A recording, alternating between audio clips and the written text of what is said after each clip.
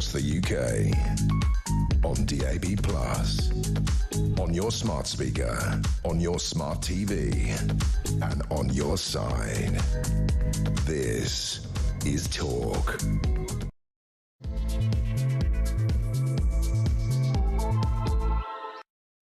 There you are. Good evening and welcome to the Political Asylum right here on Talk. I'm Kevin O'Sullivan and I'll be with you for 3 thrilling hours of breaking news, challenging views and topical debate. Get stuck in, get on the phone, get on the show and call me on 0344 499 1000 or WhatsApp voice note me on the same number and I promise to play your message out. That's 0344 499 1000. Lot to talk about tonight. It's Tuesday, June the 17th. Here's what's coming up. The sheer scale of the rape gang scandal gets more shocking by the day. The worst sexual crime horror in British history, hidden by the biggest cover-up in British history. Have we always been like this?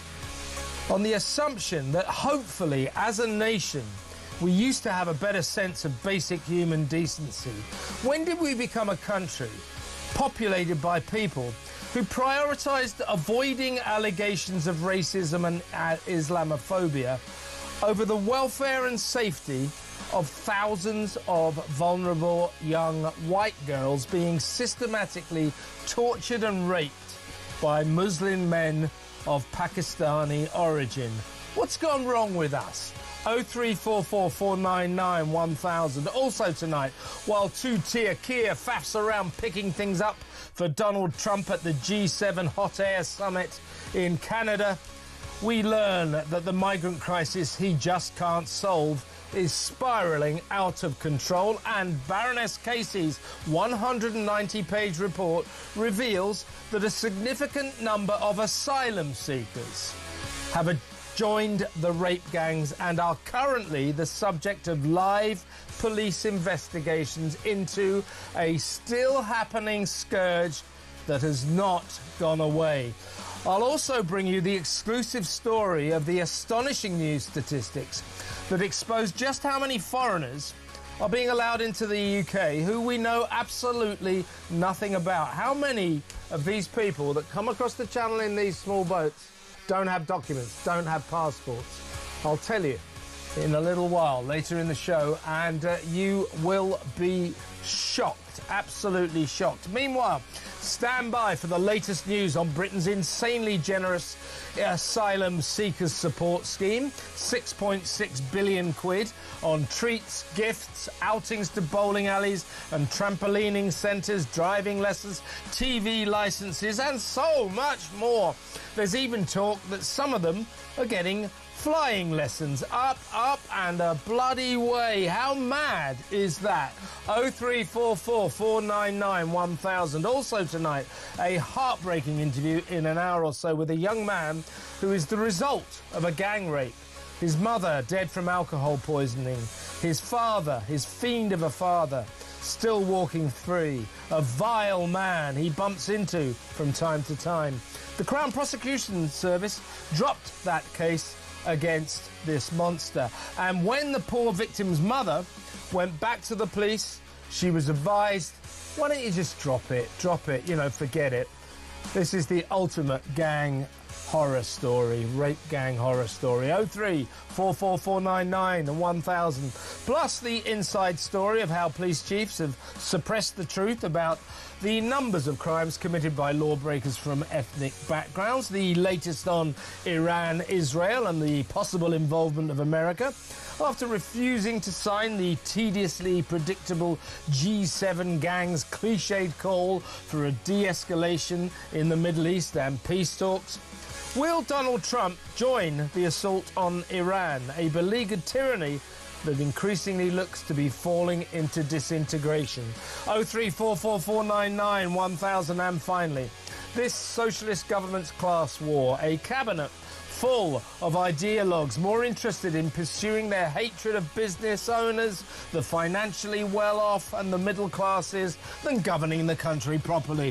Thanks to Kia's crazed commie crew, is Broken Britain heading to hell in a handcart. 03444991000. All that and so much more. So don't go anywhere. Stick with me right here, right now on Talk, the home of free speech and common sense. Let's spend Tuesday night together, and we've got a hell of a show for you tonight, and what better way to start a blockbuster show than with my first guest, Rod Liddle, columnist for The Sun, The Sunday Times, The Spectator, and of course a broadcaster. He presents the Times Radio Saturday morning show from 10 a.m. until 1 p.m.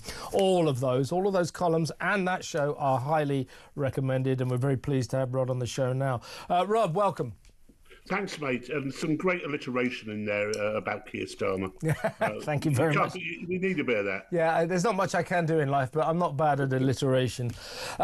Listen, I want to talk to you sort of about the kind of overview of this. You know, what we're learning, as I said in my monologue then, this is the worst sexual crime horror in the history of this country. And we have learned, actually over a period of years, but certainly in the last few days, that it's been hidden by the worst cover-up in the history of Britain.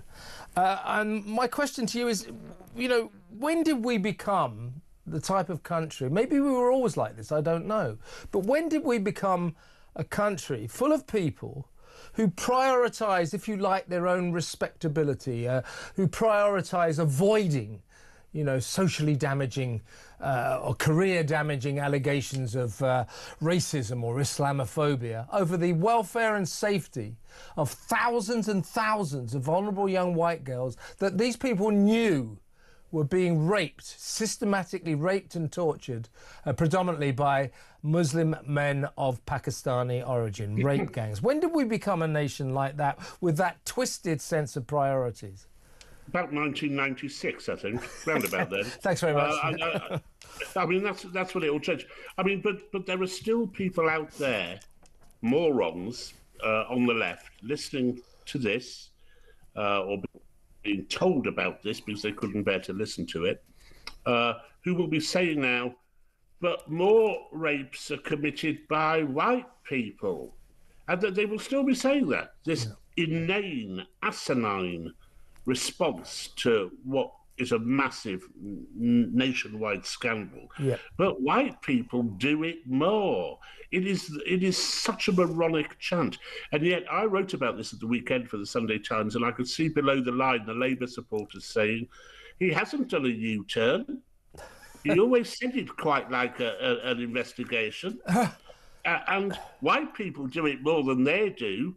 And the other one, the final one, which is that I suggested that the decision to have a national inquiry might make courting the Muslim vote more difficult for Sir Keir Starmer. Why would it? They all want them locked up just as much as we do. Yeah, you cannot. This is a inculcated stupidity. And I don't believe that most of the people believe what they're saying. I think they're basically lying. Well, Polly Toynbee, my second favourite columnist after you. Of course. That's a lie, by the way. She said in the Guardian yesterday, there's no evidence that these rape gangs are predominantly Pakistani men. Well, to an extent, she's got a point. There's a paucity of evidence, and I'll tell you why. Because the authorities, the police, the teachers who received all of these reports, when filing the reports, failed in 2/3 of the cases to record the ethnicity of the suspect. So here's a rape. What kind of person raped them? Well, it was a bloke. That's all the information they have. So Polly Toynbee, well, there's no evidence that it's mainly Muslim men of Pakistani background because we don't... Well, there is, actually. This is a problem of Pakistani or Muslim men of Pakistani origin, of Pakistani culture, preying on white girls. They get off on this. This is the problem. It's still going on. So Polly, as usual, sort of shielding herself from the kind of information that doesn't suit her narrative, just putting out this claptrap that the bien-pensant classes are sticking to. I mean, I know that Susanna Reid, I didn't realise she was a friend of yours, but she had Chris Philp on yesterday morning on Good Morning Britain. Chris Philp, of course, in his pomp, got disgraceful, Labour. Yeah, it kind of went on when the Tories were in power as well, Chris. But that notwithstanding, Susanna sort of turned it, no, there's no evidence that it's mainly Pakistani men. Look, if we're going to carry on like this, we're falling back into the trap of the past. Why? And Susanna has imbibed the stupidity and political correctness which attended to all BBC reports of these affairs until about 3 months ago. So the BBC was still putting that kind of message out. Incidentally, a friend of mine once did a live broadcast with Polly Toynbee from outside a pub, and they had the pub landlord there to interview, and she said to the producer, my friend, she said, he describes himself as a landlord, but isn't that sexist? To which my friend said, well, what are you going to call him, a land? Do you know, Polly Toynbee, right? She lives quite near to where I used to live, and this is just an anecdote apropos of nothing really, but I used to walk down from my house to the station in Camden, and I would always go past her house, and I would see her on her laptop writing something, and my facial expression would go something like, I wonder what crap she's churning out today. would always put me... She is an atrocious journalist. The only thing she's ever written which is of any worth whatsoever was one which was just based on fury, which was when Auberon Waugh died. And instead of writing a nice obit like everyone else did, she just went, horrible man! But at least there was some vitriol in there, you know. Yes, yes. Well, Polly's, as I say, she's drunk the Kool-Aid. There are still elements of our society still trying to pretend it's not necessarily... No, loads of them. Yeah, well, they're wrong, Rod. They're wrong, aren't they? Yeah, they're wrong, yeah. And the Prime Minister's Damascene conversion on this, I think, is interesting. I've got this feeling that when he gave the project, the report, to Baroness Casey, Louise Casey, who I think has got Labour background. Yeah, she has. Yeah, I think he thought that she would help him when she delivered the report to be able to say, well, you know, Baroness Casey has been through this in a fine-tooth comb, and it's quite clear in her report that it's not necessary. Now, I've seen Baroness Louise Casey on the telly, and unusually from the Labour ranks, I rather like the cut of her jib. Yeah. And she clearly, right from the start, was not going to play Starmer's game. And this report, which reveals nothing new, by the way, no. it's well compiled, but nothing new. But it is... one thing that's new. Yeah. The remark that I think Casey made, which was she saw a report of an assault which had taken place, and the word Pakistani had been Tipexed out. And that's where we are. That is kind of the emblem for all of this. Yeah, you mustn't mention the nationality. You certainly mustn't mention the religion. Yeah, exactly right. And that's why Polly Toynbee and her ilk, you know, are trapped in exactly the same problem that we had when the rape gangs were going on at the height of this horror, where the police, where teachers, where local politicians, social workers all turned a blind eye because they were terrified that if they didn't, people would say, you're racist, you're Islamophobic. Keir Starmer and the Labour Party, meanwhile, never really wanted to go down this route because they want to keep in with the Muslim community so they can get the Muslim vote. Now, the thing about Starmer with this, though, he obviously didn't get the help he was hoping for from Louise Casey. Good for Louise. But, I mean, can it be the case that, you know, this was a man back in January who not only told us, well, if you call it for a rape gang, then you're climbing on board of the far right bandwagon. Which was exactly... sorry, Kev, but to interrupt. And that was exactly what caused the whole business in the first place. People like Sir Keir Starmer saying, "You'll be racist if you go after these people." He exemplified exactly why this happened. Yeah. And don't forget, Rod, also, apart from that outrageous statement about any of us who are a bit worried about thousands of young girls being raped by torture gangs, were far-right extremists. Apart from the sheer outrageous, insulting nature of that statement, this is the Prime Minister who whipped his 4 million MPs, or what is it, 420 MPs, into voting against the Tory proposal that we should have a national inquiry, a public inquiry. So it's more than just his statements. So what's happened in the 6 months since then, do you think? Did he really need Louise Casey's report to find out what all of us knew years ago? Well, most people were calling for, I don't really like public inquiries. They're a waste of money. And no, that's another point. But there are issues, some occasions when you can't think of any other way out of a predicament. This nation is in a predicament about these awful rape gang horrors. And so I do think we need a public inquiry. But what has he really?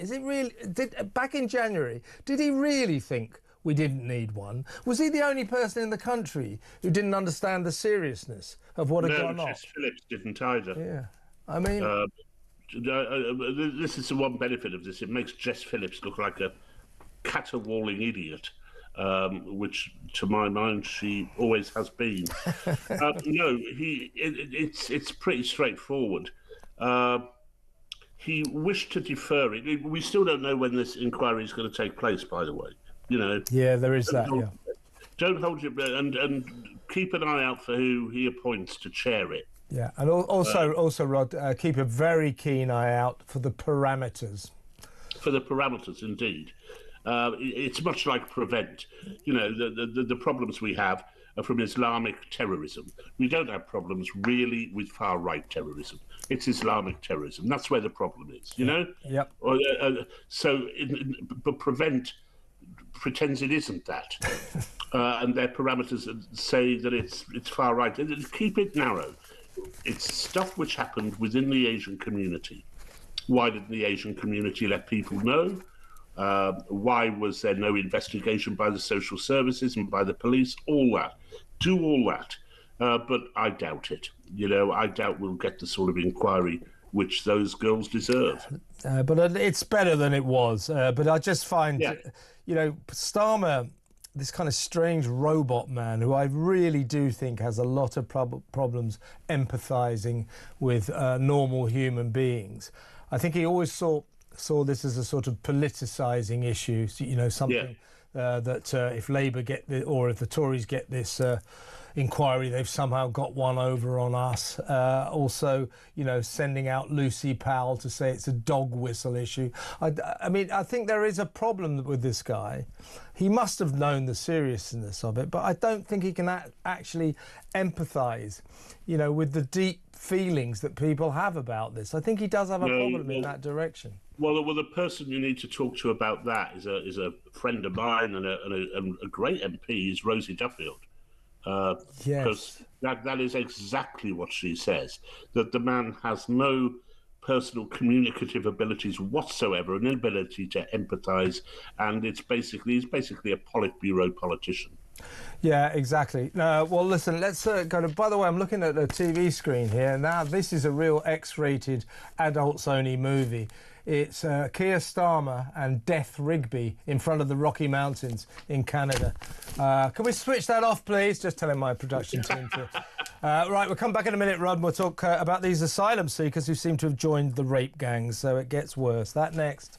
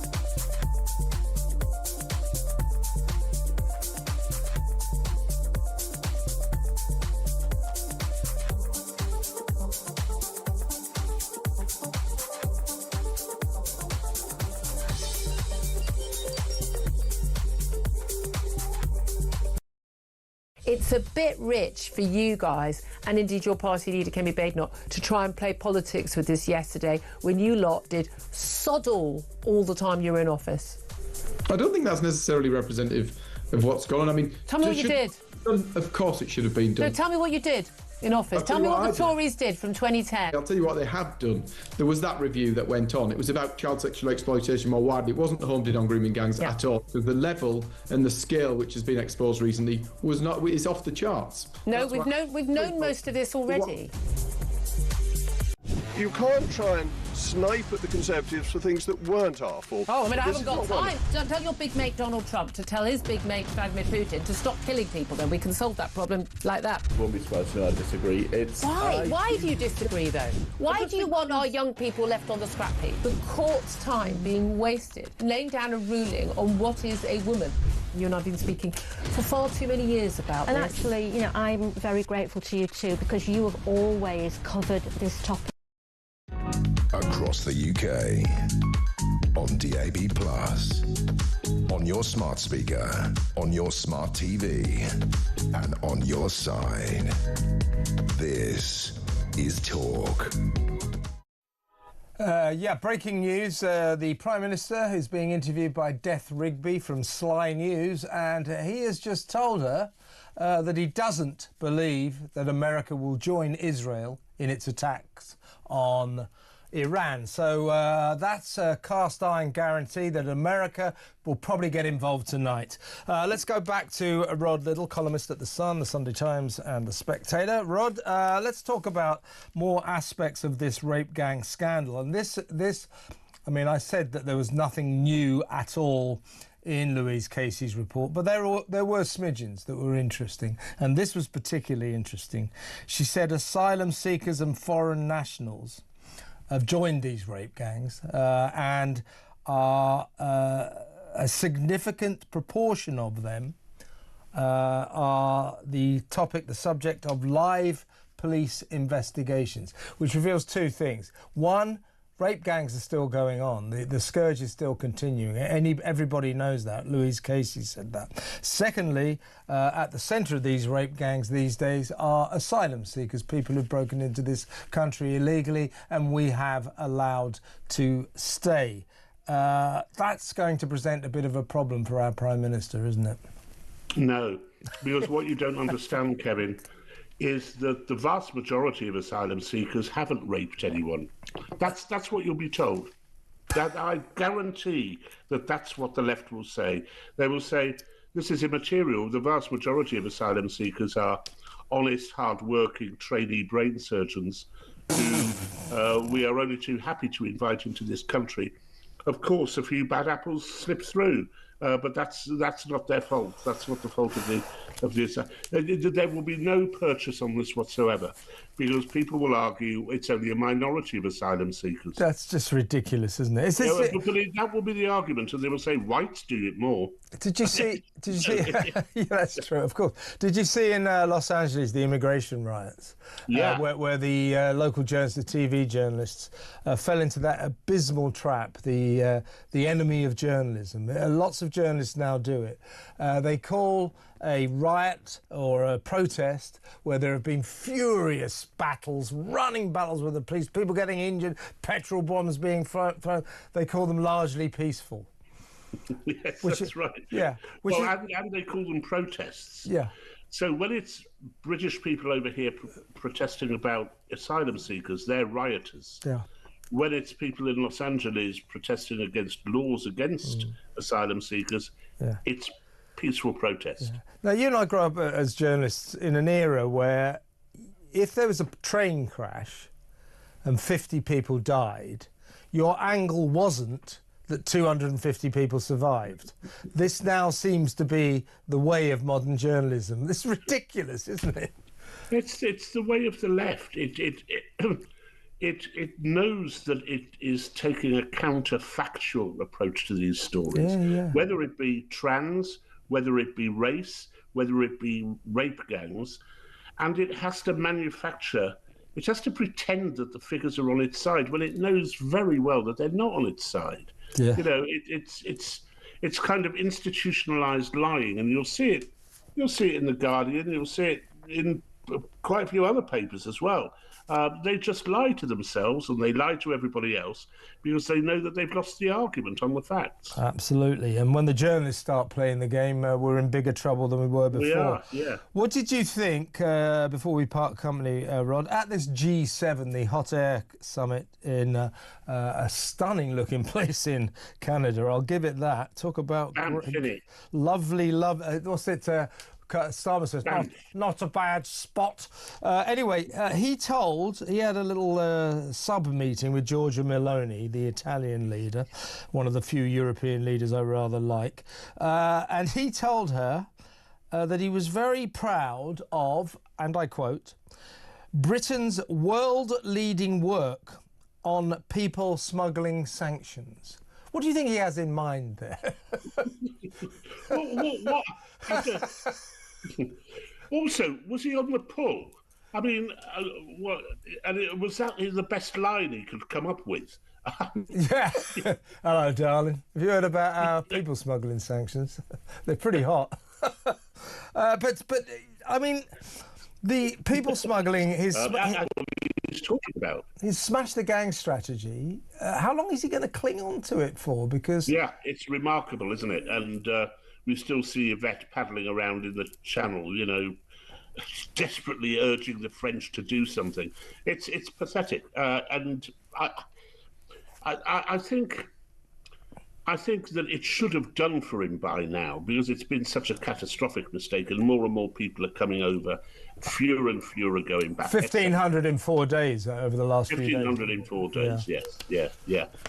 It should have done for him by now, but such is the paucity of the opposition, at the moment, and the weariness of the population, that he's still clinging on. But it seems hard to imagine it can last for that much longer. Yeah, it's going from bad to worse for him. What are you going to lead on in the Sun then, Rod? It's me week off. Oh, is it?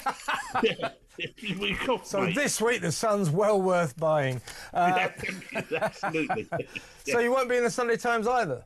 No, I will be in the Sunday Times. I'm just taking a week off to go.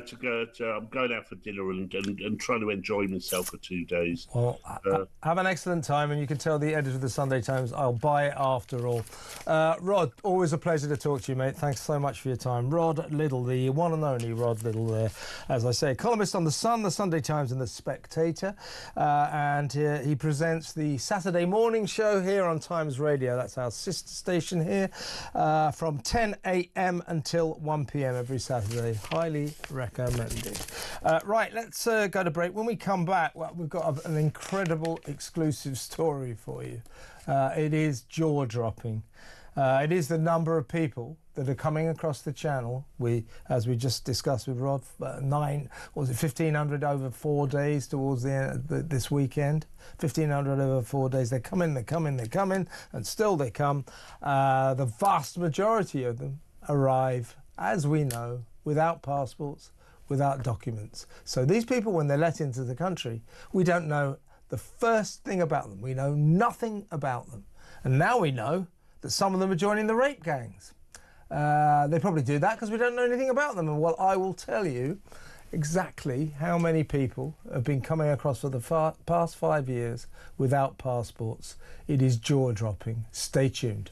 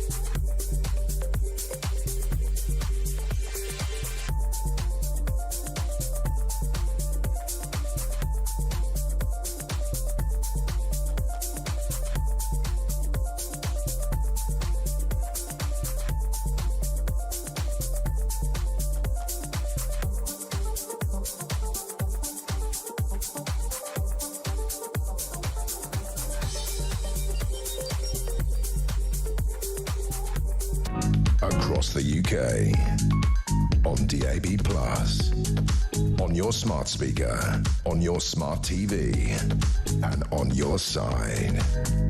This is Talk. Welcome back. So we have got, in my view, a major story here. It is the result of a Freedom of Information request to the Home Office requesting the statistics on the number of asylum seekers, the small boat migrants who come across the Channel and arrive without passports, without documents. It's well known that many of them chuck their passports into the English Channel. It's because it makes life easier for them when they arrive. Many of them don't want us to know about their history. A warm welcome to the studio to former Number 10 advisor and Reform UK member Tim Montgomery. Welcome, Hi, Kevin. Tim. Thank you for having me. I've chosen you to help me reveal this because I think it's absolutely shocking. So, are you ready, folks? Take notes if you like. The number of migrants, small boat migrants, who've come across the Channel in the last 5 years and have arrived without passports, without any documents, so we know nothing about them. Ready? 132,560. I'll run through the years for you. 2021, 27,900. 2022, 42,003. 2023, 27,905. 2024 last year, 34,752. That, I would submit, is shocking. Those are shocking statistics. And if you think about it, that means that the vast majority, only about 8 to 10,000 every year, are arriving with passports. So the majority of them, 132,560 over the past 5 years, have just turned up with no documents. Now, we know what happens to them then. We give them a nice hotel and give them free doctors, free food, 50 quid a week, free dentists, free lawyers to fight their case to stay. And they're sprayed around the country into these 200 or so asylum seeker hotels. Currently, there's about 40,000 around the UK. And we don't know anything about the vast majority of them. And what are we learning, for example, today or yesterday from Baroness Casey's report? That quite a few, she says, a significant proportion of the rape gang members currently being investigated by police are asylum seekers. Sort of tells the story, doesn't it? It's shocking, isn't it? Well, it is shocking. You read out the numbers from recent years, Kevin. I think when we get the numbers for this year, this full year of a Labour government, the numbers will be even worse. Certainly, because we're 40% higher Absolutely. in terms of the general numbers coming across now. Yeah, and people are rightly outraged at the expense of this for the British taxpayer. You mentioned the kind of services that we provide. People are rightly even more outraged at their involvement potentially in these grooming gangs, as you've just highlighted. But I tell you what my fear is. And I think this is something I hope doesn't happen, but it should absolutely terrify the government, is what happens if we wake up one morning, Kevin, to a significant terrorist outrage in this country, and we learn that some or all of the perpetrators came across the Channel in small boats. Then the government will be forced to do what they already should be doing, which is make it clear that these boats should be stopped before they get to the English coastline. Because if that sort of terrorist incident happens on scale, the British people will absolutely demand then that these boats crossings are stopped. And the fact that it hasn't already happened is really shameful, that the British government have been so weak, because it isn't just about cost, it isn't just about the rape scandals, although those are huge. It is, as Nigel Farage said, this is a national security issue. We do not know who we're letting into our country. That's my point. And more and more, because of the sheer expanding numbers, we're hearing more and more cases of crimes being committed by asylum seekers, by people who came across the channel illegally, who effectively broke into our country. More and more crimes are being committed by these people, and the real tinderbox is some of these crimes are sexual.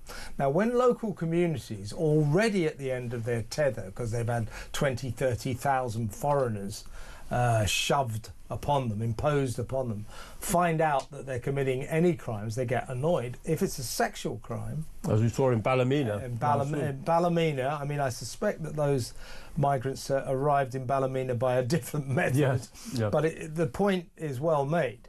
The reason Ballymena has exploded for 5 straight nights of extremely serious rioting. By the way, very uncomfortable to see rioting in Northern Ireland always, isn't it? With the history of the we're both of a certain age where exactly we grew right. up with this. Yeah. But the reason, and not that the authorities acknowledge this, but the reason was that 2 14-year-old Romanian migrants, 2 boys, appeared in court charged with the alleged oral rape of a local girl. Now, these local communities, they're already usually frustrated and angry. What are these, these people, these mostly young men, they got nothing to do, they're hanging around on our street corners, smoking cigarettes, threatening the local ladies and all that kind of stuff. Then they learn, oh, there's 2 kids being charged with a very serious sex crime. That is the ignition point. That's when it erupts. So that's what happened in Ballymena. And Nigel Farage is also warning, and I absolutely agree with him, take no relish in that, that we can expect a summer of discontent. I think there'll be more Ballymenas all across the country. And of course, it's hot at the moment. Yeah. And if we know that when the temperature rises, we often get more disorder problems. And look, neither of us would justify what we saw. No, of course not. It's outrageous. But if there is unnecessary provocation of local communities, if communities are subjected to changes in their population that they haven't consented to, that they do not think are being properly policed, then what do you expect people to do? They will not be happy. Of course, they should never cross the line and go into violence. But who are the real villains here? The real villains are obviously the people that have perpetrated these alleged crimes. But it's also the politicians who put unfair pressure on already stretched communities, as you said. Absolutely. And have never had consent for it. And then don't listen to them. And then don't listen to them. Refuse to acknowledge what these riots were all about. So we had Michelle O'Neill, the First Minister of Northern Ireland. She described it as pure racism. There's no other way to wrap this up. Well, there is actually, Michelle. That is wrapping it up in the truth, that there's a reason for these riots. And the local police chief said, these are just racist thugs. This is just mindless violence. You can talk about all of that, and I'm sure there are people involved in those riots that we wouldn't like to go out for a drink with or have round for dinner. But to call it mindless with no purpose doesn't do anyone any favours, because what it adds up to is that there was a reason they've been rioting in Ballymena, just like there was a reason they were rioting in Southport and all across the country last summer. There was a reason, and Keir Starmer and the authorities refused to say or refused to accept there was a reason. They just said, far-right thugs, this is mindless, there's no point, this isn't even protest. Well, just because you don't like the form of the protest, and of course we don't like the form of the protest in Ballymena, throwing petrol bombs, running battles with the police, setting fire to buildings. We don't like that, we don't condone that. But there's a reason for it. And if the authorities refuse to even listen to that reason, that is a recipe for continued disaster, continued riots, because people are begging to be listened to, just like they were last summer and just like they were not listened to last summer. This has got to stop. Got to acknowledge there's a reason for this unrest, and basically it's the migrant crisis that our Prime Minister just cannot seem to solve. And the politicians who describe it as mindless and who seem to think it's all about racism, they aren't losing their jobs to people from overseas who've been coming here illegally or have been granted asylum without proper due process. They're not seeing their schools, where their kids may already not be getting much attention in overcrowded classes, being filled with migrants. They're not seeing the house prices in their local community rise beyond affordability because of migration. It's nearly always, Kevin, the people at the bottom of the pile who suffer most from excessive immigration. And the politicians' failure to understand that, failure to empathise with their own people, seem to empathise more with people who've just arrived than with people who they've been struggling here for a long time. That's what gets people angry. And that expression that sort of became popularised last summer, two-tier Keir, Labour need to be really careful about that, because if they continue to give the impression, I think it's more than impression, I think the substance behind it, if they continue to give the impression that people who arrived in this country recently have more rights and deserve more benevolence than people who've been here for a long time, well, the stuff we saw last summer, the stuff we saw in Ballymena last week, it's only the beginning of it. And I hate to see that in our country. I just wish we had politicians with better leadership. You're exactly right, Tim. And when Rachel Reeves in her spending review last week was droning on about getting the asylum seekers out of hotels, you know, unable to answer when asked the question, well, then what will you do with them? Labour have got no answer for that. In the end, Rachel Reeves went on to Times Radio and rather sort of shirtily said, they said, well, what will you do with these, is it 40,000 asylum seekers that are currently in? Where will you put them? And she said, in the end, she went, well, it's not my job to find them accommodation. Very reassuring. Reminding us that Rachel and the Home Secretary Yvette Cooper do not get along. Certainly don't. Well, she is Rachel from accounts rather than Rachel from accommodation, isn't she? But that's not. But anyway, my point on that is that I don't think they will get all the asylum seekers out of the hotel. Of course they won't. No way. But they'll performatively get some out. Yeah. The question is where do they go? They go into either prioritised rented private property sort of provided by the government, or worse per se in terms of potential trouble, into social and council housing. So they will, as you say, be prioritised. They'll jump to the top of the queue over British citizens who've been waiting for years. Ditto, British citizens all over the country can't get to see their GP.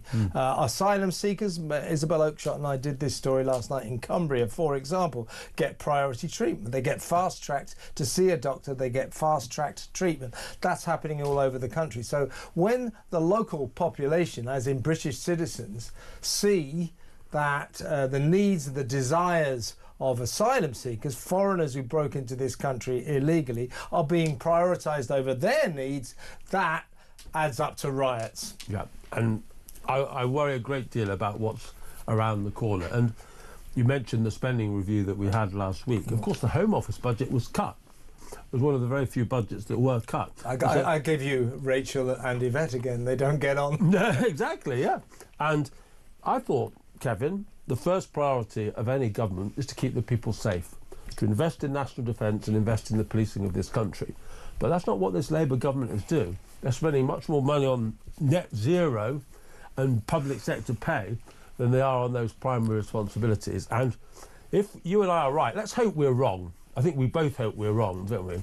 We both hope we're wrong that there isn't violence ahead on our streets. Yeah, of course. Yeah. But if there is, and the public feel that the government hasn't invested in our law and order capacity to protect them, that'll only add to the anger. Yeah. And I think we're going to go to break now, but I think that the Prime Minister, as he swans around in Canada at that stunning location, I want to go there, by the way. Yeah, it does look amazing. I think he finds himself now in the worst trouble of his troubled prime ministerial career. Really, really big trouble. This rape gang scandal, that could be the death of him. It really could, the political death, I mean, of course. When we come back, you talked about where the government spends its money, our money, taxpayers' money. We're going to talk about the £6.6 billion we have spent as a nation over the past 5 years on something called the Asylum Seeker Support Scheme. That's giving them presents and gifts and treats and outings, free driving lessons, that kind of thing, free TV licences. And we've had a caller who's rung in. He sounds legit. He says he's a pilot. He said he has given 3 asylum seekers pilot lessons, how to fly aeroplanes. Have any of these people heard of 9/11? Yeah, well, that's kind of what makes you think. So we'll talk about the amount of money British taxpayers are essentially giving to asylum seekers. These are people who broke into our country illegally. We treat them like honoured guests. You know, here's some free things, here's free this. It's ridiculous. We'll talk about that after this break.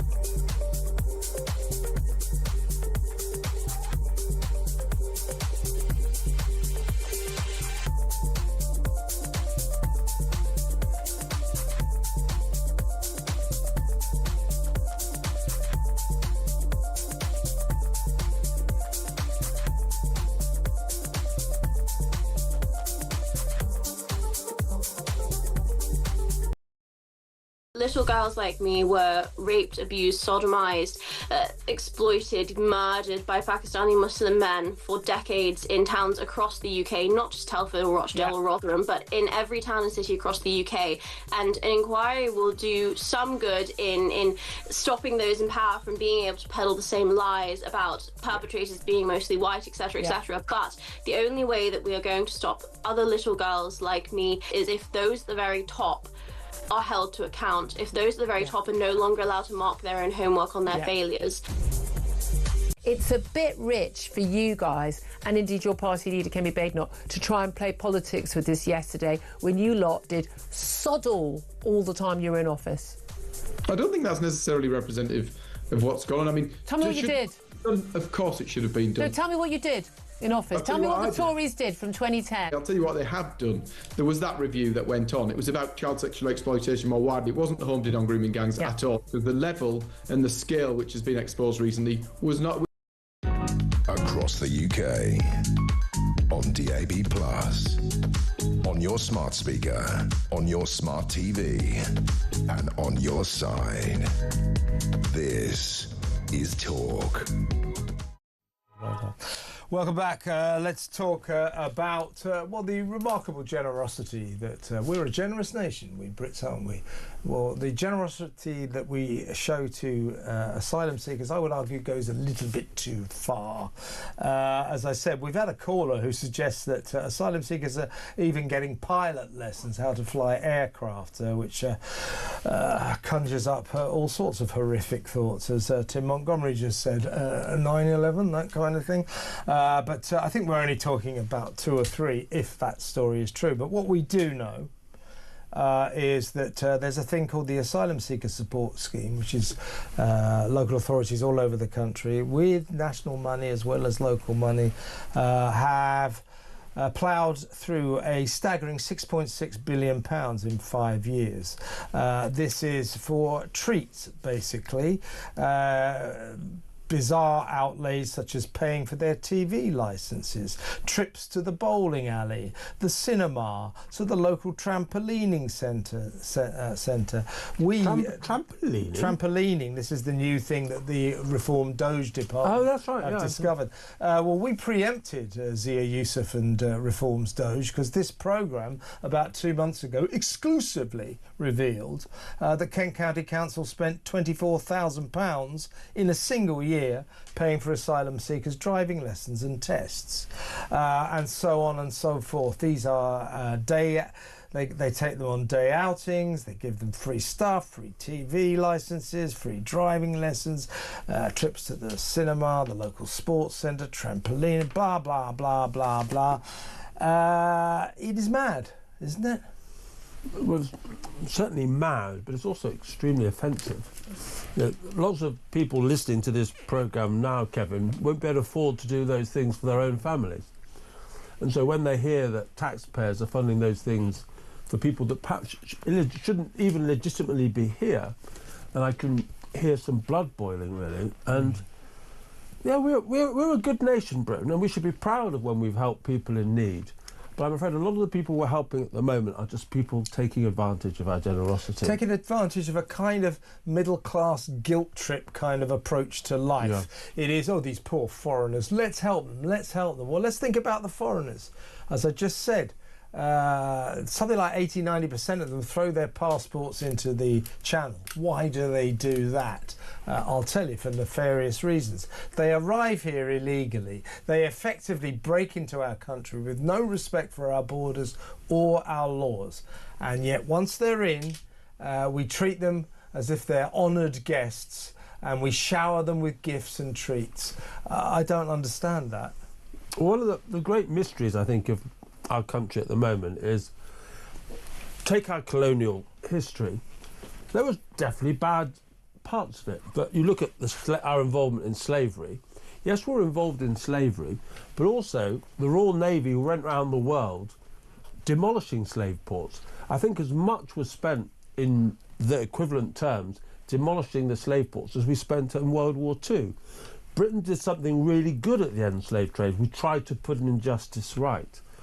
Yet our children in our schools are only taught the bad side of British history too often. They're not told the full story. And I think why we perhaps behave as we do to those asylum seekers is a misplaced sense of guilt. Yeah, and of course we have some things we should be ashamed of. But overall, whether you look at the technologies we've shared in the world, our role in World War II, our role in recent times, we're a good nation. But if people have an idea that they've given by school, by broadcasters, by other people, that we're a bad nation, maybe they think this has justified this spending. But it's a misunderstanding of British history and our values. But it also feeds into why the rape gang scandal was allowed to prosper. It's because middle-class British people felt too guilty to tell the truth about it. Who's doing this? Yeah. Oh, we don't want to know. Well, it's actually Muslim men of Pakistani origin. Oh, let's keep quiet about that. That doesn't really fit into our worldview. So it all feeds into... Well, the worst thing that anyone can be accused of in their left-wing mindset for a long time is to be a racist. Yeah, exactly. And so if you're accused of a racist, it's like career ending. It's your end of your political career. It's the end of your career in local government. And so it's so damaging, people were willing to turn a blind eye to the abuse of young girls. I know. Because... when you spell it out like that, it sounds impossible. They prioritise. But that's what happens. They prioritise their own fears about being accused of racism or Islamophobia over the welfare and safety of thousands of young girls who are being systematically raped and tortured. A lot of these people, the coppers, the teachers, the social workers, the local politicians, they knew all about it, but wouldn't say anything because they might get charged or accused of racism. That is twisted on an epic scale. It's really, really twisted, and we've got to break out of that mindset. Before you go, Tim, I can't let you go without getting a kind of overview from you of just how damaging the past couple of days have been to Keir Starmer, the U-turn. Many people saying, well, hang on a second, we all knew years ago just how serious this was. I don't like public inquiries, but sometimes there are issues where I don't see there's any other solution, and this is one of them. He alone and some of his cabinet acolytes 6 months ago didn't seem to realise, there's no need for an inquiry. If you think you need an inquiry, you're a far-right racist. You know, you're an extremist. Yeah. You know, how damaging has this been? We've only got 30 seconds. It has been damaging, but the worst damage may be to come. Why did he not want that inquiry? Here's my suspicion, not uniquely my suspicion. As the stones are brought up off the earth and overturned, we will find out that there was many Labour councils and Labour officials who were involved in this, and they wanted to keep that hidden. Can I just make one last point? Who was the Director of Public Prosecutions from 2008 to 2013, when nobody was arrested or prosecuted for rape gang raping? Oh, well, I know, it was Mr. Keir Starmer. He should have stayed Mr. Keir Starmer after that record. Tim Montgomery, great to see you as always. When we come back, the most harrowing story you've ever heard. Stay tuned.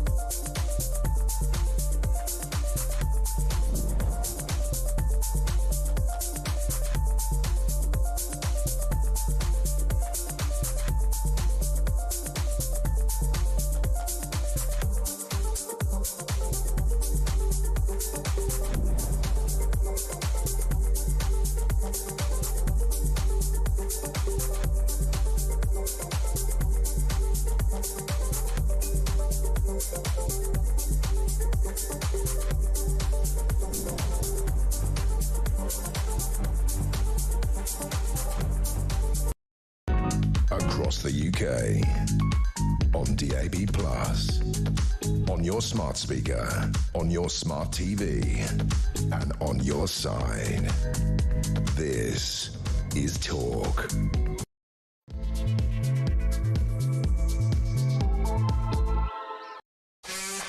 Welcome back. We're about to cover one of the most shocking stories and I've come across a lot of stories in my time. One of the most shocking stories I've ever heard. It's about the rape gang scandal. It's a story that reveals just how awful the rape gang scandal is. If you think about it, when you hear this story, you'll think, yeah, I mean, the ramifications of the rape gang scandal are just horrific.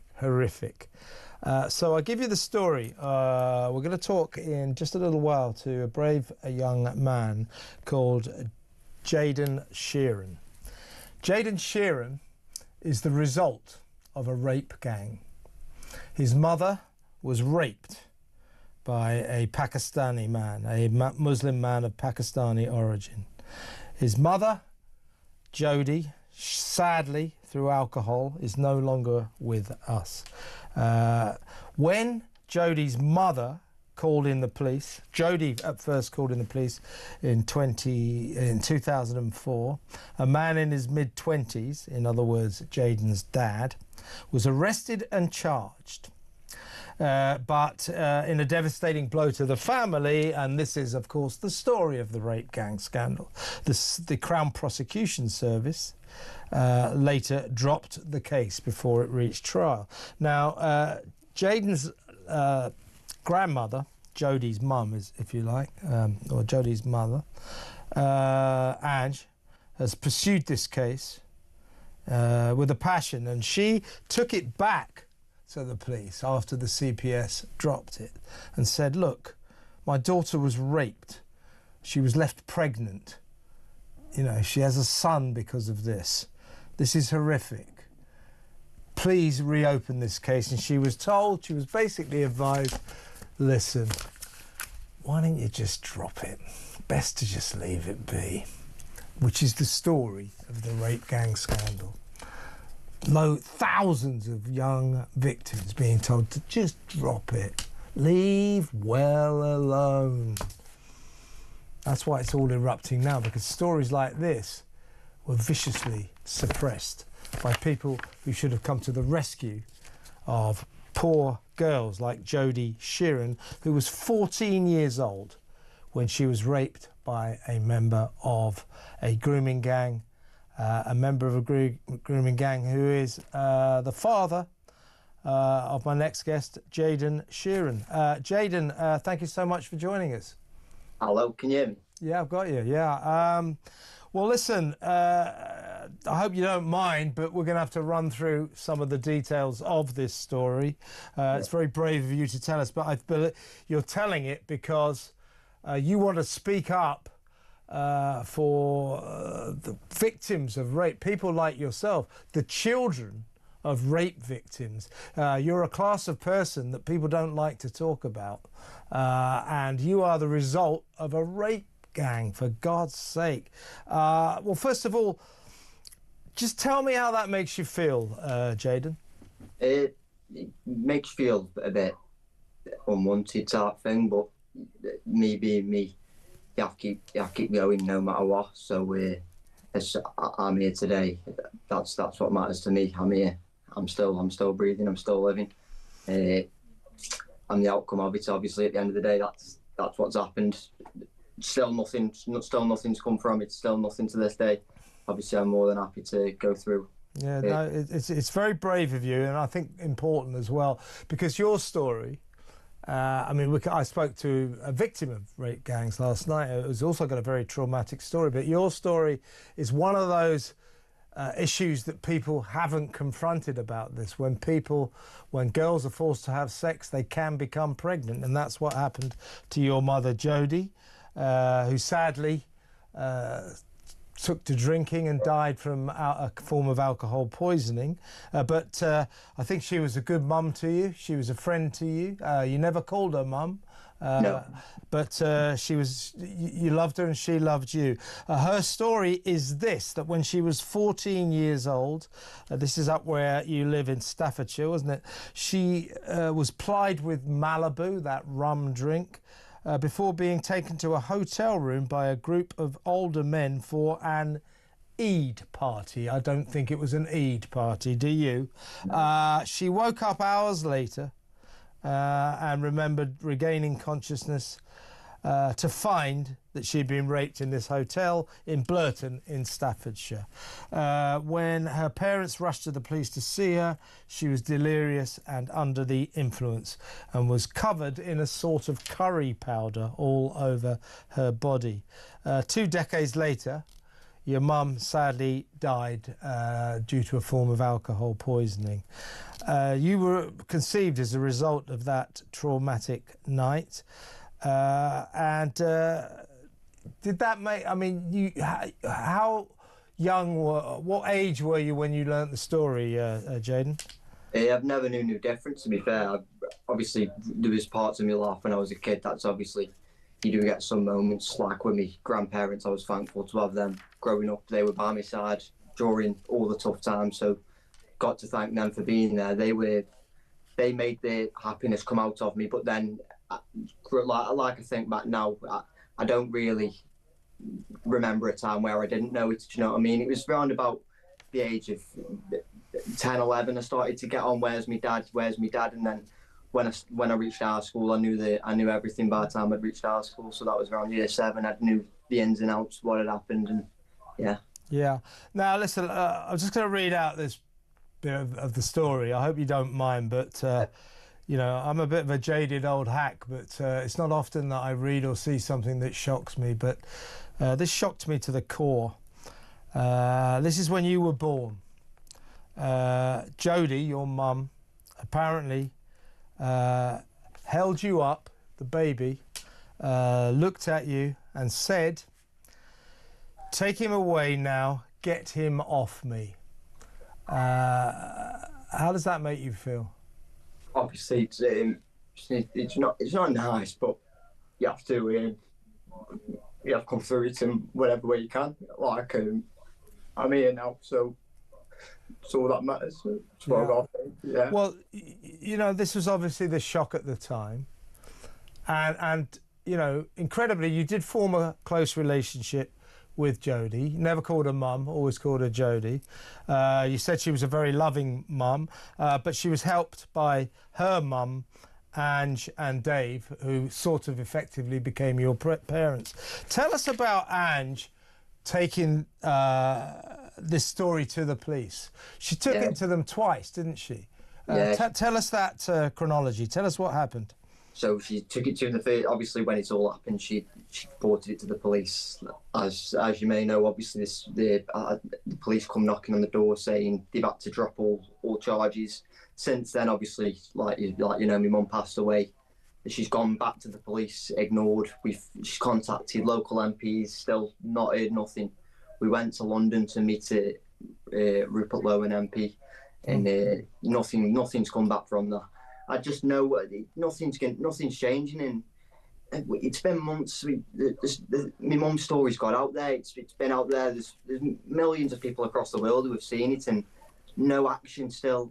Nothing. It makes you sick. It makes you worried, and yeah. So when Ange first took it to the police, straight after your mum's terrible ordeal, this guy who is your father, I mean, he was arrested and charged, but later on the Crown Prosecution Service said to Ange, and I guess you and Dave as well, look, we're dropping the case. So Ange went back to them and said, no, this is wrong. This is wrong. My daughter was gang raped. You know, she requires justice.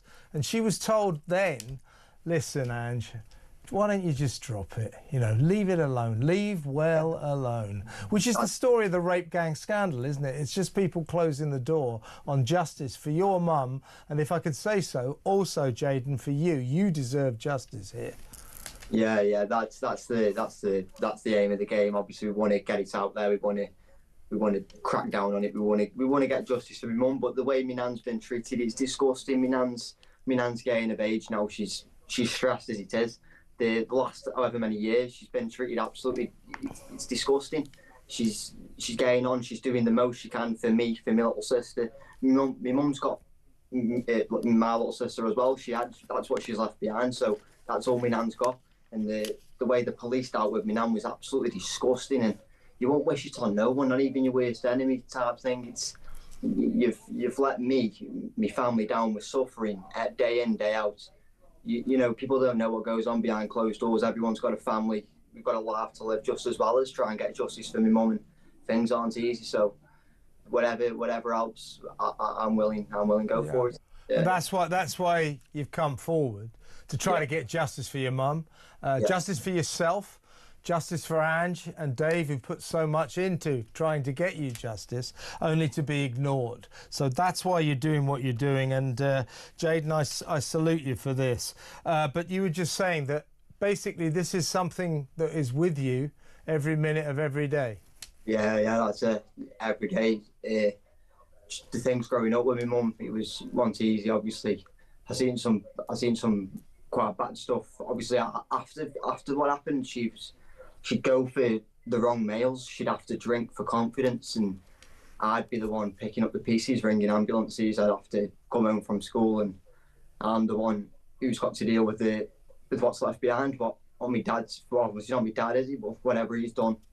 Yeah. So yeah. So I mean, it shattered your mum's life. Yeah. Understandably, what a terrible thing to happen to her. But in terms of your dad, I mean, I wish there was a better name to call him than that. What kind of relationship have you had with him? I'm reading here that you once, for example, bumped into him at some kind of fast food joint. I mean, when was the last time you spoke to him? So it was a while back now. I'm saying the last time I bumped into him was about a couple of months ago, not too long ago now. Time goes quick. So where did you see him, Jaden? That was a takeaway shop that I saw him at. But previous to that, he spoke to me on the phone. Before my mum died, when I was living with my mum, he'd contact me and said he was my dad. He wanted to speak to me. He wanted to meet with me and my mum. And then I never went through with it. I never told my mum I spoke to him. And then when my mum died, I found a way to get hold of him through I was in a local taxi around the area, and the taxi driver, I was upset. I was telling him what had gone on in my life at the time because my mum had just died. So I was explaining to him what had gone on.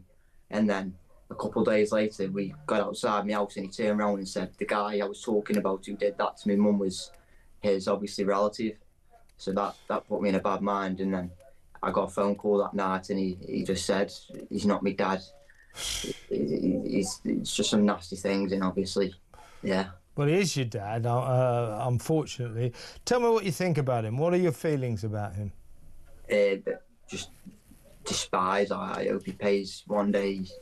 Like, what goes around comes around, and one day, it don't matter whether it's in 10, 15 years, something will happen, guaranteed. And just to reiterate, to repeat, he has never, ever been brought to justice. He's never faced a prosecution and never faced a trial. Not for this. Despite the fact that Ange has reported him at least twice. Yeah, still nothing. Still nothing. Jesus Christ. It's just unbelievable. Tell me a bit more about your mum. As you said, she had a troubled life, but I'm reading here that yeah, she was a good mum. You two had a good relationship, yeah? Yeah, she worked in like care homes and stuff. So obviously, like, people here, they drink and think obviously she might drink every day. When she was sober, she'd be sober for about 6 months a year. Not a drop of alcohol. It was only the period of like 2-3 weeks she'd drink non-stop, and no one could help. You couldn't get through to it. There was nothing you could do. Like one time on Christmas, I'd had to hide drink from her because she was that drunk. Yeah. And I was staying with my nan at the time, and she come and she had to, because I hid the drink in my bedroom upstairs, she had to send my bedroom door through to get it. That's what addiction does. How old were you then, Jaden? I was only 12 years old. Oh my God. You see, your mum was in pain, obviously. Yeah, and I knew that, but she was fighting all types of demons, you know what I mean? She was fighting demons of herself, so obviously growing up, there's only so much I can do because I'm only so young, so I don't know. You're 19, right? Now? I'm 19 now. If I was this age back then, obviously, I probably could have done a bit more, but growing up, you can only do so much as a kid. Like, I wasn't working, I wasn't bringing any type of money to the table type thing, but whereas now, I probably could have. Sure. Now, let's talk a little bit, we'll come back to your story yourself in just a little while, but let's talk a little bit about our Prime Minister, who, was it Sunday, finally acknowledged that there must be a rape gang inquiry, a public inquiry into the rape gang scandal, which your mother was a victim of. And by the way, this fiend of a father of yours is not just guilty of rape, he's guilty of paedophile rape. Your mother was a child when he raped her. So that is the horror of what he did. The Prime Minister, back in January, 6 months ago, was saying, there's no need for a rape gang inquiry, not even locally, let alone nationally. No need for that. What do you say to his suggestion then that if, you know, I felt, millions of us thought there must be a public inquiry into this. This is the worst sexual scandal in British history. There must be an inquiry. Well, you particularly must have felt then it was a need for an inquiry. But he said that if you want an inquiry, if you feel like there should be an inquiry, then you're climbing onto a far-right bandwagon. What did you think about that statement? Yeah, I think. Well, look what he's doing to us. Look at me now. I don't. Look at my family. Look at what's going on. And if he wants it to continue and get worse, it could be anyone's family. It could be his own family. It could be anyone's family who's getting affected by this, and people won't do nothing until it actually physically affects them. So because it's not affecting them in no type of way, they're not going to want to do nothing about it. I understand that, but when something happens to them and it's something to do with rape or whatever, they'll be all over it like no tomorrow. I'd love to see if it happened to someone, one of their relatives, one of their daughters or someone like that, see how they take it. Yeah, it would be a different story there. What will you be looking for when this inquiry gets going? Well, what will you be looking for from it? Just send them jail. There's no rocket science behind it. You've raped a woman. You're a paedophile. You're disgusting behaviour. You've got to go jail for that. What if it was a younger woman? Do you know what I mean? What if it's the young, very young, and people who don't know what they're doing, kids who don't know what they're doing? It's disgusting. You won't go to jail and you won't have a look in the mirror. It's sick and you're twisted in the head. Little sick, horrible, horrible people. Yeah. I'll tell you what I'm looking for. What I hope for is, yes, of course, I want the police to go after the rape gangsters who are still at work. We know this. This is still going on all over the country. I want the police to go after them. I want to catch as many of them as possible, and I want them prosecuted. I want your excuse of a father, that excuse of a human being that's your dad, I want him prosecuted. I want everyone like that prosecuted. I also want, and let me know what you think, Jayden, I also want all the coppers, the top coppers, the social workers, the teachers, the local politicians, all who turned their back on victims like your mum. Thousands of girls, they think there are 250,000 victims who were not listened to, who were treated as if they were trailer trash. You know, oh, well, those girls asked for it. Yeah, those kind of girls, you know what they're like. I want the people who turned a blind eye to the worst sexual scandal in British history to face justice as well. Would you agree with that? 100%, yeah, 100%. Everyone who was in charge at the time. Yeah. They should suffer just as much as everyone else. They've look how my mum suffered. My mum's dead, and people are still walking free. Nothing's changing. The law's not changing. Even this conversation that we're having now, I strongly believe still nothing will come from it. I strongly believe that because people don't listen. That's the issue. Nobody listens. That is the issue. I think you're right. I fear that as well. I really hope that's not the case, but I do fear that we're still suffering from the same problems that we were suffering when the grooming gang scandal was at its height. You know, basically middle-class people, teachers, coppers, social workers, don't want to even talk about it, because if we talk about it, it might make us seem like we're racist, and we can't. Yeah, that's the thing. I made it very clear to everyone. Listen, what's going on with my mum, it could have been white blokes who did it, could have been anyone who did it, but it was typical, it was Asians who did it. I've got friends, all different races. No one could ever come to me and say I'm racist, because I've got friends, I know loads of people from loads of different ethnicities. It's just the fact of the matter of that's the people who've done it to me. People who might have done it to other women, they could be white, they could be from Japan, Thailand, you don't know. Yeah, sure. Yeah. From anywhere. So there's no racist game in this. Of course not. Listen, mate, tell me a little bit about yourself. You're 19. Have you got a partner? Have you got kids or anything? I've got a 2-year-old son. I work full time, so I do 5 days minimum. Try to get the 6 in, but standard young lads. Yeah, try and get on with life. Yeah, what are you working at? I do delivery driving and things like that. So you're a hard worker, yeah, bringing up the kid. How old's your kid? He's 2 years old. 2 years old. 2 years old. And what do you want for your child that you didn't get? Yeah, that's why I'm trying to be there for him as much as I can, because obviously I didn't get a lot of guidance growing up other than my grandparents. I didn't see no father figure type thing. So he'll grow up.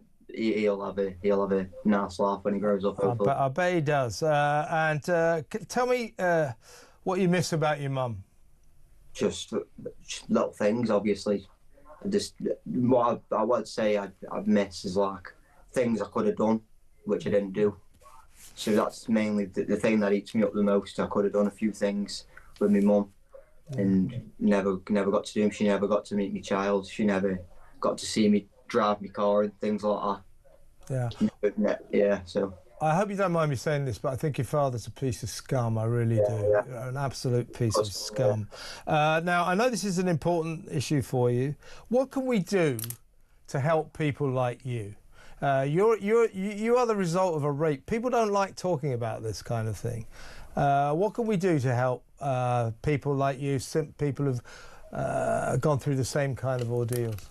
It's a good question, because there's not much you can do other than the people around him.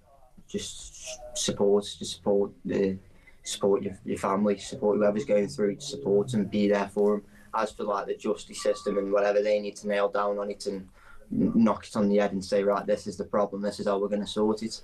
But other than that, it's more like you people out there, there's not much you can do other than just support, you know what I mean? Let people know that it's not everyone against, it's everyone together. Everyone should be together in this world. It's all about peace and things like that, my opinion, yeah. Right, I'll tell you the last point I'm going to make, Jaden. Louise Casey, Baroness Casey, came out with this report yesterday, and in it, she's calling for the cops to reinvigorate their investigations, to go back to people like your father. So, I suspect that your dad may still face justice, and let's hope it's third time lucky. And they bang it up for life, for all I care. I'm sure you would agree with that, yeah? Yeah, we'll get there, 100%. All right, listen, Jaden, all the best. Thank you so much for talking to us. It's very brave of you. And so sorry for the loss of your mum. And give Ange and Dave our best. And thank you. And we'll keep in touch with you. Thank you very much. Yeah, thank you very much. Jaden Sheeran there, the result of a grooming gang rape. It doesn't get worse than that, does it? Let's go to break.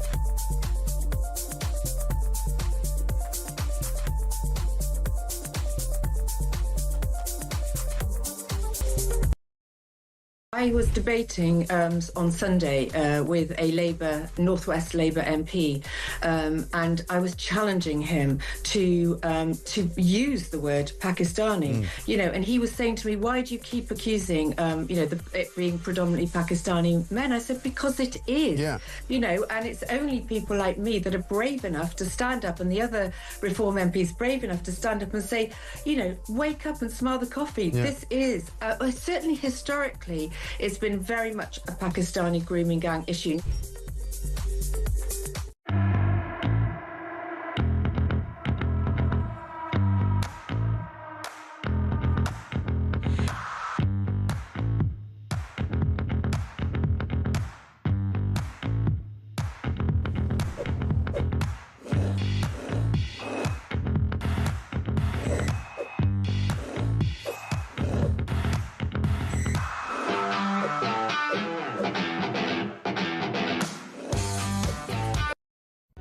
across the UK, on DAB+, on your smart speaker, on your smart TV, and on your side.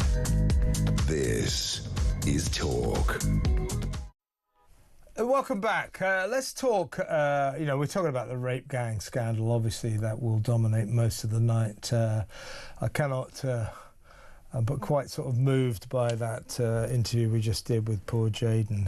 And, at one point he burst into tears. I felt like doing it myself. But, remember that. When young girls get raped, they're wont to get pregnant. He's the result of a rape gang. He bumps into his dad in a fast food joint who ignores him and shouts at him and calls him names. Let's get that guy. Let's get that guy. If we're really going to go for these rapists who got away with it, let's get Jaden's dad. Let's bang him up for about 20 years. Ruin his life like he's ruined so many others. Seriously. 0344 499 1000. Now, let's talk about this kind of the reason the rape gang prospered, the rape gang scandal prospered. It's this. It's because the authorities didn't like the idea of it.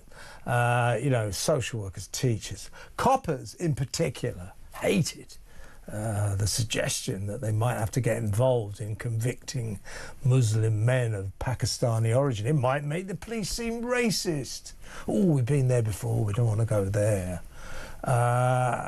So the coppers in particular were very active in turning a blind eye, telling Jaden's granny, Ange, who went to the police twice, said, my daughter's been raped.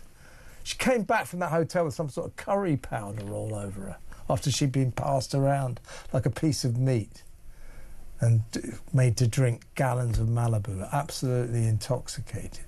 They told Ange, all right, he got convicted. They dropped the case. She went back, said she's been raped.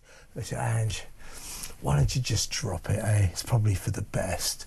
That's what was going on. Well, let's talk about the police in this respect. Well, let's go straight over to my next guest. He is Mike Neville, ex-Scotland Yard detective.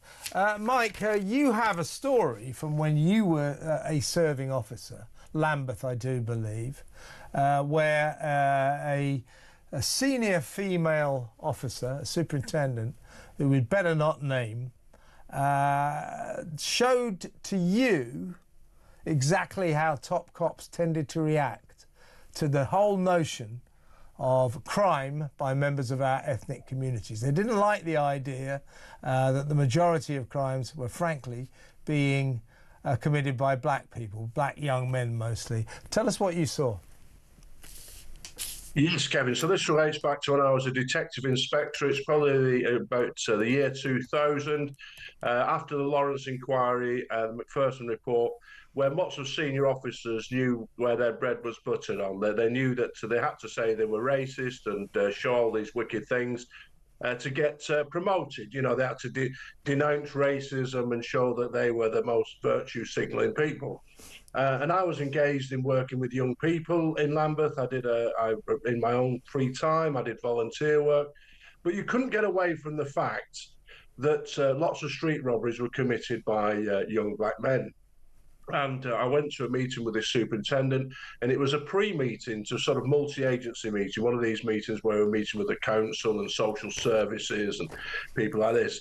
And a report had been produced which showed where the robberies happened, who the victims are, and who the suspects were, which showed, like, as I say, the majority were young black guys. And the superintendent ripped out the page, ripped it out. So it's almost ridiculous, because when we went to the subsequent meeting, one of the multi-agency people said, well, there's a sort of page missing here. What's going on? And it just showed that the sort of how people would do the most bad things to progress their own career, because it didn't help anybody. It didn't help the victims of robbery, who are our main concern. It certainly didn't help the groups of young black men who were involved in this, who could have been possibly diverted from the crime. And of course, this senior officer goes on to get a Queen's Police Medal, gets promoted, heads up one of the big squads in London. And I just think these people, do they look in the mirror and think, what a disgraceful individual I was? Because the only reason to do that was for her own self-advancement. When you join the police to help other people, and there's no other motive than ripping that thing out than for self-advancement. So in those days, probably still today probably, but in those days, I mean, you actually saw what they used to do. In other words, this copper we're talking about, and we know we're talking about a lot of other top cops as well, if they were to go to, you know, the big chiefs and say, look, this is the problem here. We got thousands of young black men, you know, committing these crimes. That would be bad for their careers. So the way for career advancement for people like the officer you're talking about was to suppress the truth and to pretend that crimes were not being predominantly committed by members of our ethnic communities. Absolutely, and it's exactly the same thing that you see in these grooming paedophile rape gangs, because let's be truthful about what they are. That it suited senior police officers and others in different agencies to get on in life by not confronting the awful truth, because the awful truth is that certain groups commit certain crimes. Trevor Phillips, the great black journalist, he's exposed this himself. You know, so there's no doubts about these things.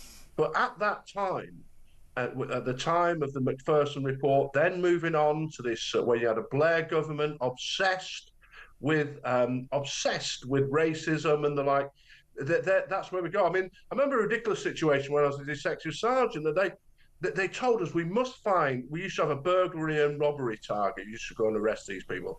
I'll look for what they've done. We must have a racist. And the Blair government, I think what they wanted was some sort of Phil Mitchell lookalike, you know, skinhead who was, you know, shoving dog muck through somebody's letterbox. The only guy we could find who was a racist was a sort of preacher. He was an Indian guy, I think, who shouted all sorts of remarks outside Brixton Tube. So it wasn't what they were looking for. But so they sent you out to find a racist. Yeah, when we found the wrong one, we found the wrong racist. It's the wrong kind of racist. Unbelievable, unbelievable. But you're right. I mean, this is what informed the way the police reacted to reports that girls were being raped on a serial basis. Thousands and thousands. They think there are 250,000 victims out there. That's 250,000. Young, vulnerable white girls raped, systematically raped and tortured, treated like meat by predominantly gangs of Muslim men of Pakistani origin. And that last detail is what the coppers were afraid of confronting. And you've just told a story to say that that is endemic among police chiefs, and I sense it's still going on. What's the local police chief say about Ballymena? These are racists. They're racist thugs. Well, all right, you could say that if you like, but there's a reason they're rioting. He's not mentioning that. The way coppers don't like to do that. Like in Southport, far-right thugs, that's all they are, mindless thugs. No, there's a reason. If you don't confront that reason, we're in big trouble, and they won't. For the same reasons that top cops turned their backs, turned a blind eye during the height of the rape gang scandal. And unfortunately, I do believe the rape gang scandal continues to this day. We're going to go to break now, Mike. When we come back, I want to talk about one more reason why it might be that coppers don't tend to be that vigilant when it comes to investigating sex crimes, because they're pretty good at it themselves. That next, stay tuned.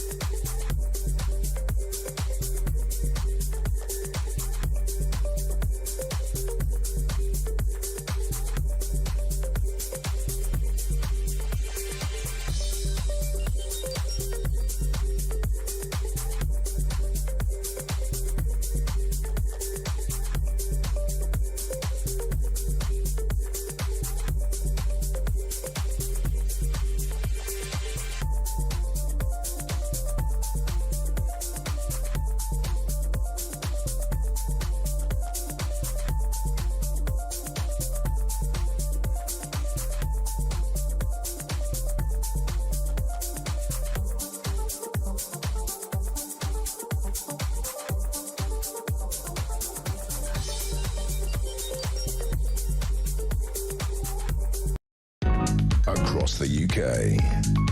On DAB+, on your smart speaker, on your smart TV, and on your side. This is Talk. Welcome back. Right, I'm still with ex-Scotland Yard detective Mike Neville. Mike, I'm going to talk about now another reason that it's possible that some police officers are not that vigilant when it comes to investigating sex crimes. It's because they're too busy allegedly committing them themselves. An extraordinary story emerged at the weekend that there are more than 400 Metropolitan Police officers, that's here in London, 412 to be exact, currently being investigated over allegations of sexual misconduct. Around the country, there may be more than 1,000 altogether. But in London alone, 412 serving officers right now are being investigated for allegations of sexual misconduct. That's an astonishingly high number, isn't it? It's a disgrace, isn't it, Kevin? I was proud to be a Scotland Yard detective. And something's gone very, very badly wrong. I mean, there's things wrong in the Metropolitan Police in the 1970s. And Sir Robert Mark, who's the commissioner, said that a good police force is one that catches more crooks than it employs. And it seems to have gone... not a bad yardstick. So it seems to have gone back here. And is there all sorts of failings here? You know, firstly, we know about the vetting that went through. When Wayne Couzens, who did the wicked rapes and murder... Sarah he wasn't properly vetted yet when he wasn't properly vetted when he transferred from another police force. Is it, as well as vetting, there's a sort of lack of, when you join the police, there used to be a sergeant came around your house, saw what you were like. Now it's all done online, so that's not good. Then in the police itself, you know, there'll always be 4 assistant commissioners, but they'll get rid of sergeants. So you've got a sergeant trying to manage 20 officers. A sergeant should be in charge of 6 or 7 officers, so he or she knows those officers and can manage them properly. And if somebody's in any way committing crime or discipline offences, they're quickly sorted out and got rid of. But and also, though, some of these allegations, how serious are they? Because what we did see, if you look at PC Long Castle, the Dorset officer who was kicked out for being rude to a suspect. So it'd be interesting to know how serious, you know, it says sexual misconduct. So if some of those include rape and indecent assaults, these officers should be given long prison sentences. But too often, the most minor and silly allegations can result in officers being suspended for months, and the public don't get an officer on the street, and everybody suffers. So whatever these investigations are, they need to be dealt with quickly and not... Yeah, but they don't deal with them quickly, do they? They take an inordinate amount of time. Now, but I mean, altogether, there are 33,200 officers in the Met Police, biggest force in the land, obviously, policing the capital city, London, and 1,766 of them are being investigated for general misconduct, but 412 of them are sexual misconduct. So that is a high why are so many coppers, or why do so many coppers seem to be a bit dodgy when it comes to sex? What is the matter with them? It's really strange. It's something that's alien to me, because you treat victims with respect, you look after people, that's why you join the police. But I saw, just to give you an indication, it's top to bottom. I saw this weekend there's a detective superintendent who was allegedly a champion for female officers, who was actually sent out to the Maldives, nice work if you can get it, to a female police conference. But while he was there, he sort of sexually harassed one of the Maldives police officers and then has been booted out. But that booted out took over 2 years. This was in 2023 it happened. So you can see several factors here. One, a very senior officer involved in that, and how many people need to go to the Maldives. And then also the fact that it's taken over 2 years to deal with. To get him to the Maldives justice. police officer, the evidence is there. So deal with it. Or not cling on to people. Get rid of the rotten apples as soon as possible. Still a lot of work to be done with our police forces around the country. They are still in a mess. Mike, it's brilliant to talk to you as always. Thank you so much. Mike Neville, ex-Scotland Yard detective, dating back to the days when our police forces were something to look up to, something to be proud of. They're not anymore, are they? 03444991000. When we come back, it's time to talk about Israel and Iran. Donald Trump saying he's not going to get involved, but I wonder. Let's talk after these messages.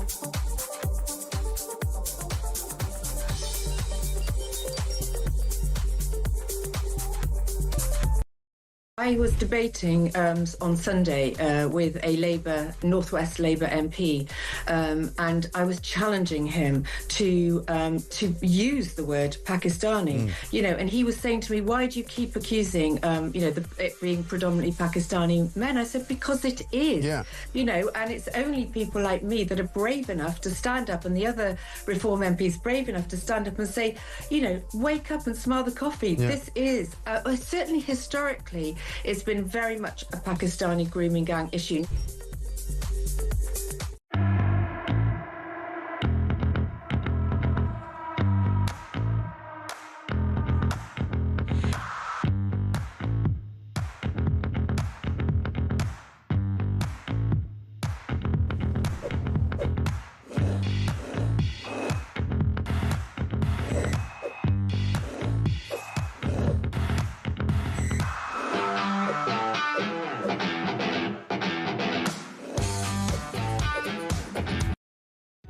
Across the UK, on DAB+, on your smart speaker, on your smart TV, and on your side. This is Talk. Welcome back. We need to talk about Iran and Israel. Kind of tense there at the moment. But, of course, Donald Trump stunned the G7 hot air summit up there in Canada, quitting that remarkable place, beautiful-looking place, almost storming out, saying that he would not be signing the G7's predictable call for negotiations and peace talks in the Middle East, and that he had something much bigger to do. Macron, the president of France, put out a statement, said, President Trump's gone back to Washington to talk to Israel about sealing peace. Trump furiously said, this guy Macron is just a publicity seeker. I'm doing no such thing. I'm doing something much bigger than that. He has subsequently said that he knows exactly where, this is Israel and America, know exactly where the Ayatollah Ali Khamenei is. This is the old ancient git who's been the tyrant of that country since 1989. The world would be a much better place if we got rid of him, but Trump says he doesn't want to upset the apple cart like that. Quite what Israel will do could be another question. He wants Iran to unconditionally surrender, like now. And he is tweeting to that effect. Now, the big question is, Iran and Israel are already going at each other, hammer and bombs, if I can put it that way. It's almost certain they'll both be bombing the hell out of each other tonight. It's getting worse, and Israel, I think, will rain terror down on Tehran. But the big question is will America join Israel? That is the talk. That the reason Trump left the G7 summit was to get back to Washington and organise America joining Israel in its assault on Iran, because it looks as if Iran could be on its last legs, that regime is on the point of collapse. Let's talk to the chief of the Heritage Foundation over there in Washington, a think tank there based there, to Niall Gardner. Welcome, Niall. It's great to be here, Kevin. Many thanks for having me on the show. Always a pleasure. What's you're over there in Washington? I think Donald Trump putting the G7 in its place. I haven't got time to sit around jaw-jawing with you lot against the stunning backdrop of the Rocky Mountains, and I don't want to sign your stupid statement calling for peace negotiations and a ceasefire. Absolutely predictable, almost a kind of performative chorus that you would have expected. Donald Trump wants no part of that. When Macron said, oh, Donald's gone back to Washington to talk peace with Israel, Trump said, no, I haven't. I've come back to organise something a lot bigger than that. Well, you heard my preamble then. Well, obviously, Trump is, he's telling Iran, surrender or die, basically. He's saying, we know where Ayatollah Khamenei is. But we don't want to kill him at this point.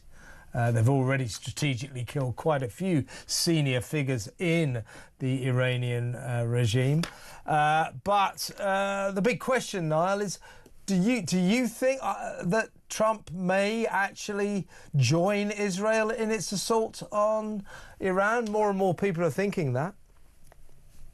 Well, I think all options are on the table, Kevin, and I think that President Trump has made it absolutely clear that if the Iranians are foolish enough and stupid enough to attack U.S. bases, military personnel, and kill U.S. citizens potentially in Israel, there will be a huge, massive cost for Iran's mad mullahs to pay. And I think that President Trump, in a series of tweets today, made it clear that Iran is never going to have a nuclear weapon, that unconditional surrender is the only outcome here. He also pointed out that the free world now controls the skies over Iran, so the mullahs no longer have control over their own airspace. And so it's a very clear warning, of course, to the Iranian regime, and the US has built up significant military firepower in the region. And the United States is ready to act, of course, in self-defense against the Iranian regime. So we'll have to see what happens. But the Israelis, of course, on their own so far, are doing an absolutely incredible job of taking on the world's biggest state sponsor of terror in Tehran with great success. And the Israelis have been absolutely amazing. Yeah.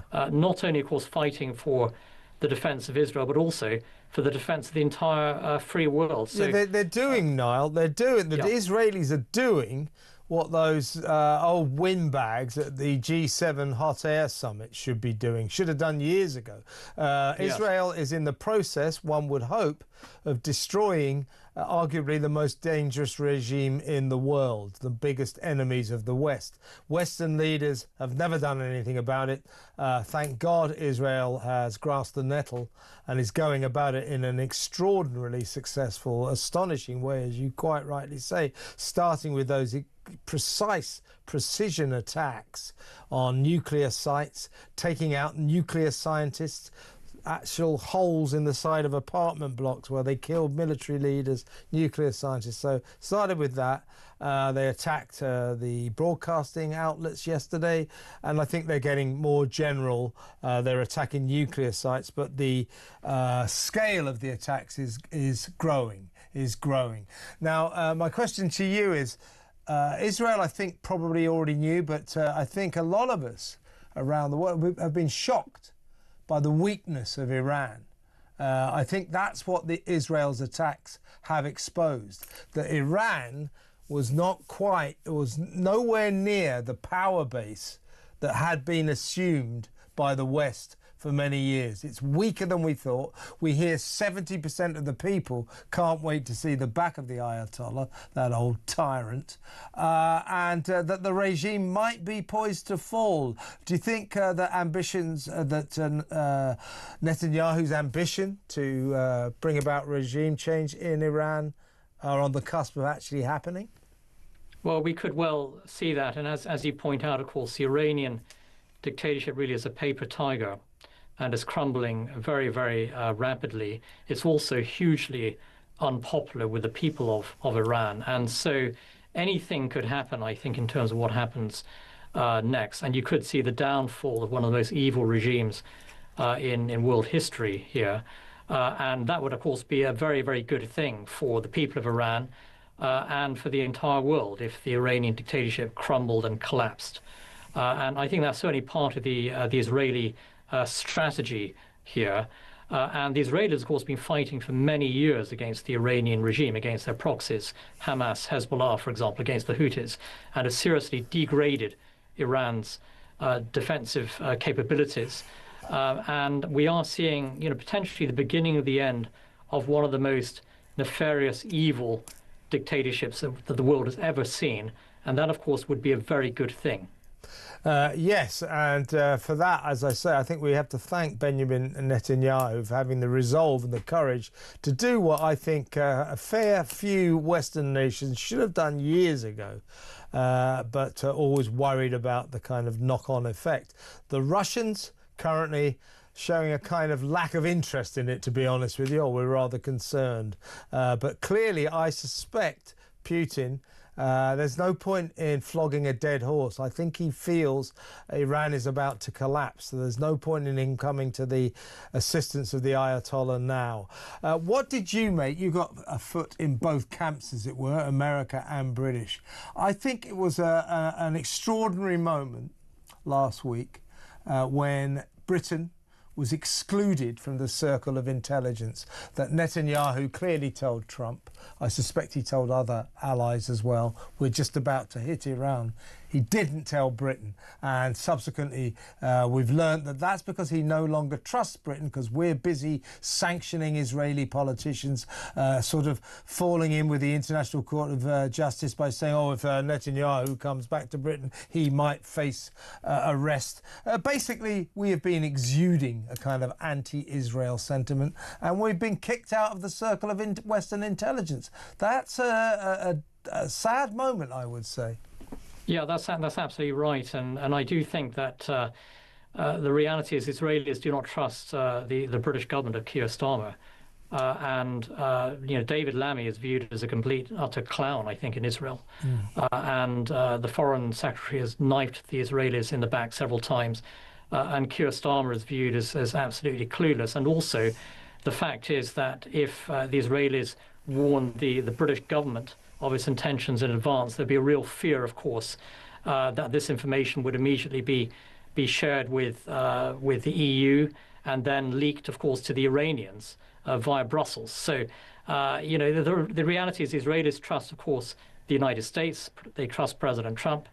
They do not trust the British government of Keir Starmer, and they do not trust, of course, the European Union and the vast majority of EU member states, actually, who've been appeasing Iran for decades. And so the Israelis, they're incredibly courageous.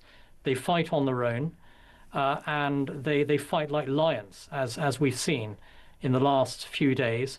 And they're doing a huge favor on behalf of the entire free world, taking out Iran's nuclear program. It's a massive favor, of course, to to the British people and also to the whole of Europe, actually.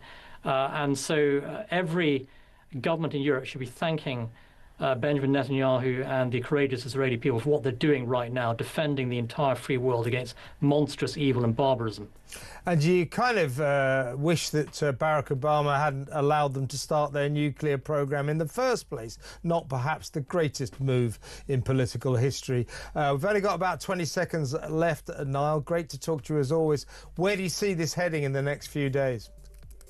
Well, I think we're going to see the destruction of the Iranian regime and the crumbling of a monstrously evil dictatorship. And that would be a great day for the entire world. It certainly would. Niall Gardner from the Heritage Foundation. It's fantastic to talk to you as always. Listen, when we come back, we're going to talk to Ben Habib about what I think is a worrying trend in our government. It is full of ideologues who are engaged in a class war, more interested in class war than governing the country. We'll talk about that next. Stay tuned.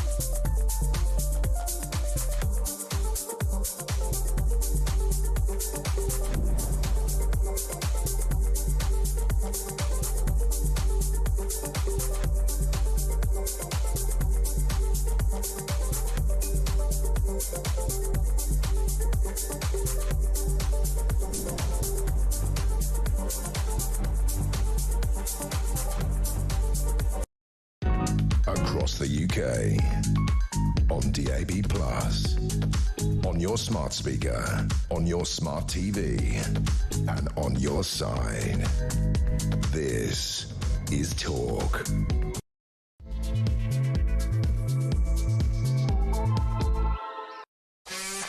Welcome back. I'm going to be taking your calls in a little while. You know the number, 03444991000. We need to talk about the rape gang scandal, don't we? I spoke to a very brave young man called Jaden earlier. His father is a rape gang member. His excuse for a father. His father raped Jaden's mother. Jaden's mother is now dead from alcohol. Jaden's father is still walking free after the Crown prosecution and the police twice declined to prosecute him. Jaden demands justice. So do we, don't we? 03444991000. Keir Starmer, this better be a proper public inquiry. No small parameters, no trying to steer it to your advantage. People like Jaden, the result of a rape gang, he deserves justice. So does his poor late mother, who led a chaotic life, was a good mum to him, but drank too much.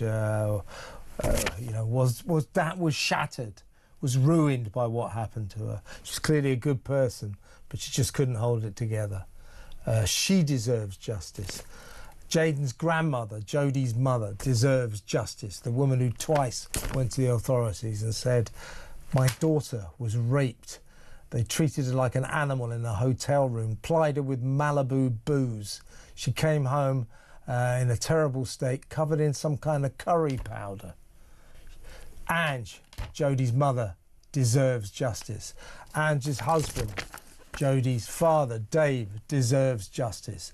This rape gang public inquiry better be a proper one. And go and get this guy. He still hasn't been prosecuted. Jaden can point him out. He keeps bumping into him.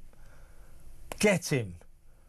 Prosecute him. Send him to jail. Too many of these gang rapers just walk free. They're still walking around. They're still doing it, for God's sake. 0344 499 1000. We'll talk about this in a minute. Let me know what you think about all that. Now, before we get to that, though, let's talk politics. Let's talk about what I think is a worrying aspect, one of the worrying aspects of this government. And that is it's full of people like Angela Rayner, the Equalities Minister, or Secretary of State, and Secretary of State for Education, Bridget Phillipson, who are fighting in my view, they're extremely left-wing, extremely socialist, and they're, in my view, fighting some kind of class war. You know, you've got Angela Rayner's absurd workers' rights bill, which basically declares war on employers and businesses, making it impossible to run their business. You know, people who part company from a company on the first day will be able to sue them for wrongful dismissal. That kind of nonsense. All in favour of the workers and making life impossible for the owners of the business, the employers. Meanwhile, Bridget Phillipson is bidding to extend the equality laws. The equality laws that she presides over as Equalities Secretary currently include, quite rightly, the banning of discrimination on the grounds of race, age, gender, disability and sexuality. All good. She wants to expand the remit of the equality laws to include, and I quote, the inequality of social class. Now, what that means is that will empower national and local government to discriminate against the well-off and the middle and upper classes.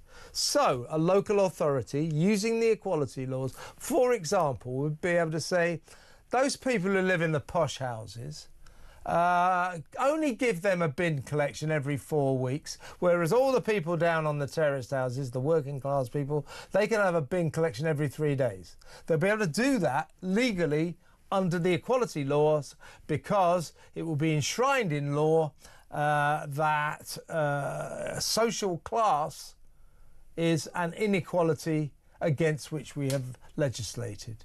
That is ridiculous, and that will spread to a national level as well. These people are involved in a class war. They are far more interested in attacking people like me, if you like, you know, reasonably well-off middle-class people, business owners, industrial people. They're far more interested in making our lives hell, attacking us, than actually running the country properly. And that, folks, is damn worrying. Let's speak to the chair of the Great British PAC, Ben Habib. Welcome, Ben. Good evening, Kevin. You heard what I said. Your thoughts? Well, on all of it, I mean, just let's take the Employment Rights Bill to start with. The economy is in trouble. On a GDP per capita basis, we haven't grown since 2022. We have a record number of people on universal credit. We have national debt at an all-time post-World War II high. We have taxation at a post-World War II high. On all metrics, the economy is really suffering, and it's suffering in part because we've had unbridled immigration of cheap imported labor, undermining British workers, effectively putting them out of a job, which is why we've got so many unemployed, but also in part and significantly because of this tax burden and regulatory burden. And when the economy hits the skids the way it's hitting the skids at the moment, the first thing a government should do is reduce taxation and reduce regulation, reduce the burden on business so business can grow, so business can flourish. And through its flourishing, the economy then begins to grow, the cake gets bigger, and actually, naturally, government finances then rebalance themselves because as the economy grows, more taxation is paid, the government needs to lean on businesses less, and you get the organism breathing freely and you know, effectively prospering, which is what we all want. But instead of recognizing the difficulties in which the economy now finds itself, the government is piling on the pressure. It is doing more of the same that actually got us into this problem. So we had the increase in employers' national insurance in the budget, which was a massive burden on employers. And no surprises there. By December, the budget was in October. By December, we saw unemployment going up again. We saw more people out of the job market completely. And she's making the same mistake with the Employers' Rights Bill. Instead of taking the burden off business, as you rightly said, Kevin, businesses are going to stop hiring people. They're just going to say, we're not going to do it. If you can't get rid of people who are not suitable to the job, if you're forced to employ people who in the first place were never suitable for it, they'll just cease to employ.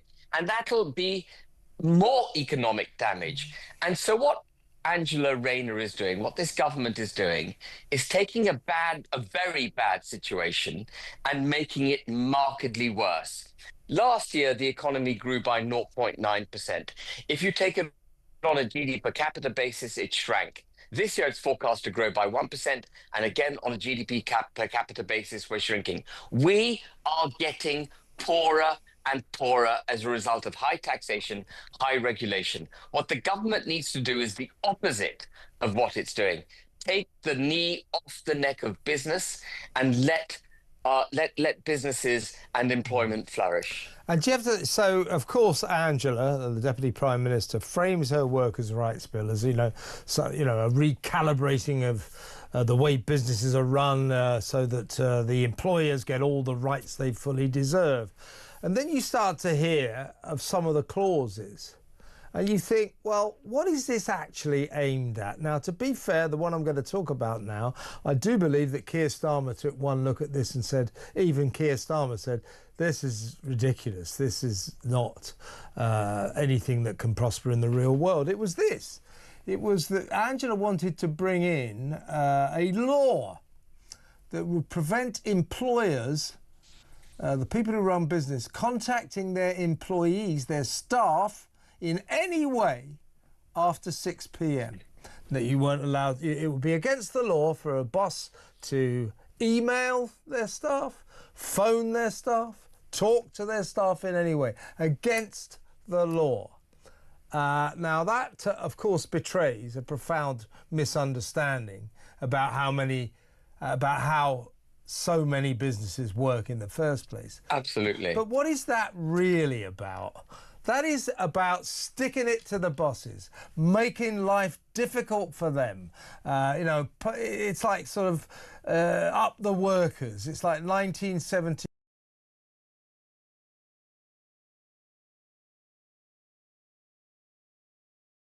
As well, in the way that they wish to broaden the Equalities Act, not to just include ethnic minorities and so on, but to include people who come from what they might regard as a socially or financially disadvantaged background. This is simply a socialist approach to the way they wish to manage the economy. Forget about aspiration, forget about wealth creation, forget about entrepreneurialism. This is about state-managed control of the British economy, which in the end will send us bust. We will be bankrupt. That is where this sorry train ends up. Actually, I'm surprised we've lasted this well under the Labour government so far. Every metric is going wrong.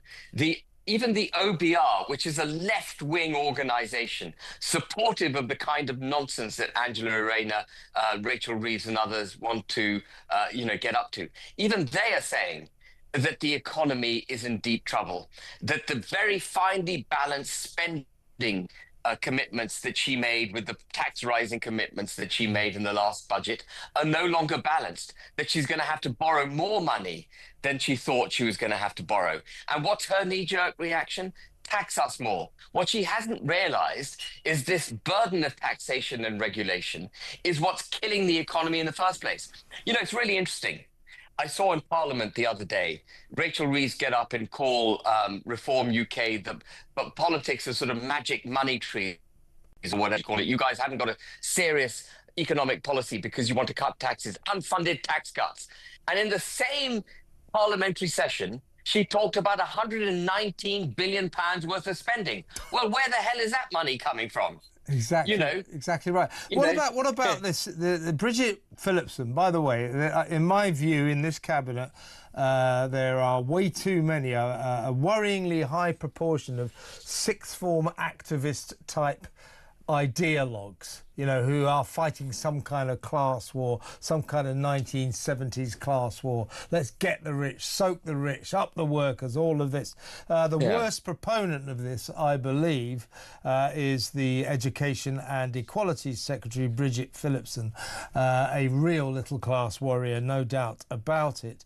Now, her bid to extend the equality laws to encompass the inequality of social class is really, really worrying. As I said in my intro to this discussion, in effect, for example, it will make it legal for a local council to say, right, the poor people who live in the terraced houses in the wrong side of town, we're going to give them 4 bin collections a week. Now, those rich people who live in the big houses, up in the nice part of town, we're going to give them a bin collection once every 4 weeks because that is legal under the equality laws.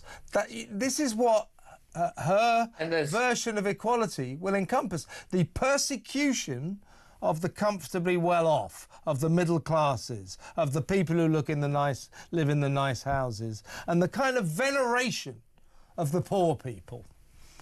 Yeah, and I mean, it is effectively even more damage to the economy because you're setting aside the principle of equality through the pursuit of equality, this progressive discrimination that they have in favor of ethnic minorities, in favor of minority religious beliefs, minority sexual preferences, now extended to the social class structure.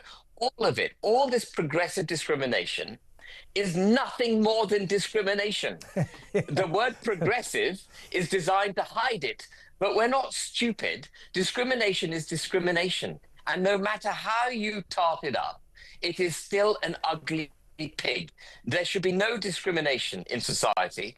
The economy should work on merit and merit alone. And we've got to stop this politics of envy. We've got to stop giving university places to people who don't deserve them simply because we want to level the playing field. What we're doing is dumbing down the United Kingdom. I took a walk down Pall Mall today. I'm slightly digressing, but I took a walk down Pall Mall today. Every single building on Pall Mall is a great building. They were built over 100 years ago. Every single one of them is capable of going for the next 200 or 300 years as a proud testimony to the United Kingdom from the 19th century. There is not a single building that we have built in the last 30 or 40 years which will even last this century out, and certainly none about which we can be proud in the way we can about what our forefathers built. That is the politics of envy. You end up in ever-decreasing circles down a plug hole. That is what Rachel Reeves and this government are going to continue to perpetuate. What we've got to do is put at the heart of the British economic theory, as it were, is aspiration, wealth creation, rewarding of endeavour, allowing people to keep the just rewards of their hard work. That is what made this country great. That is what propelled us to greatness, and we've got to rediscover that. It's the American system. You've got to look up to those who succeed. those who Absolutely. build businesses, those who build wealth for themselves. You know, multimillionaires, billionaires should be admired. Not drag them down. But in this country, particularly under Labour, they are looked down on, and that's my problem with this Labour government. Is they don't like success, they don't like wealth, they don't like wealth creation, and they are far too consumed with their own sixth form ideologies to get on with governing this country properly. Absolutely. Before you go, Ben, I've got to ask you this. The rape gang scandal, Louise Casey has revealed that asylum seekers now make up a significant proportion of the rape gang members that the police are actively pursuing right now. So what we're learning here is, by the way, earlier in this show, I exclusively revealed we've got these shocking figures. I'll get your comment on this. Shocking figures of this is from a Freedom of Information request about the number of migrants crossing the Channel without passports, and that is in the past 5 years since 2020. Figures since 2021, in fact, 132,560 migrants across the Channel and arrived without passports. So we don't know anything about these people. 132,000 people we know nothing about. And what do we learn from Louise Casey's rape gang report? That a significant proportion of asylum-seeking males have joined the rape gangs. This is what happens when you let people into the country on a mass scale that you know nothing about. Absolutely. The reason we ask people to fill in forms and explain who they are and what their background is and what their financial circumstances are, where they came from, who their parents are, etc., when they apply for a visa for the United Kingdom, is in order to be able to assess whether they should be here, whether they pose a threat to this country or whether they're going to add value to this country. When you come across from France in a dinghy, having thrown away your identity, your documents of identity, you're doing it for a reason. And presumably that reason involves the fact that you wouldn't otherwise be welcome in the United Kingdom. These people have got to be detained, incarcerated, kept under lock and key until they are then deported. Anyone entering this country illegally should never be allowed to stay here. Full stop. This has gone too far. We've got to take dramatic measures now to rebalance this ship. We are being set aside as a country. We've got to take control of our borders. We certainly have. I couldn't agree with you more. And at the very, very least, I suggest right now, very quickly, we get a system going where we tell these asylum seekers, these illegal migrants who cross the Channel unlawfully and break into our country, we tell them, well, look, if you arrive without a passport, that's it, you don't get in. Because we know what they're doing, Ben. They chuck their passports and documents into the English Channel as they come across. Yeah, of course, and but they would do that because they don't want to be found out. I know. And because they're illegal. I mean, Suella Braverman had this absolutely spot on in her Illegal Migration Act, which was then watered down. If you enter this country illegally, you will not be entitled to apply for asylum. Like in Australia. Like in Australia. They should be in tented encampments, surrounded by barbed wire, under guard by British forces until they are deported. And in case anybody has some kind of image of a dystopia, a dystopian Britain full of internment camps, you wouldn't need, in my view, you'd need one, quite small one. And they'd stop coming. Because once the message got through that, when you get across the Channel, they just chuck you in this camp and then they send you home, they'd stop coming. It's not rocket science, Ben. But can I just say, what is dystopian is allowing these people into civil society to live amongst us, about whom we know nothing. That is dystopian. Exactly. That is an assault on civil society. Exactly right. 132,000 in the past 5 years. I'll leave you to digest that unsavoury fact. Ben, a pleasure to talk to you as always. That is Ben Habib, chair of the Great British PAC. Let's go to break now. When we come back, your calls, your messages and your WhatsApp voice notes. Stick around.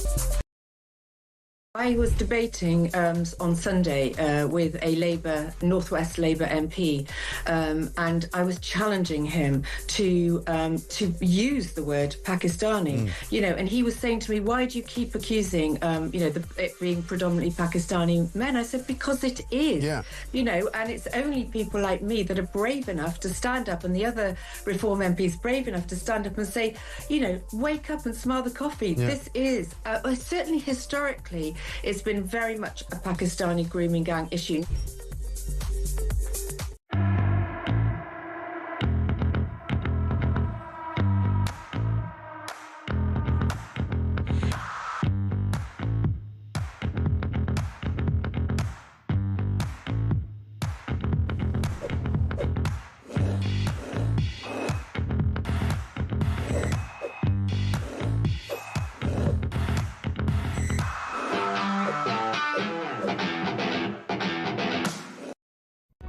Across the UK, on DAB+, on your smart speaker, on your smart TV, and on your side.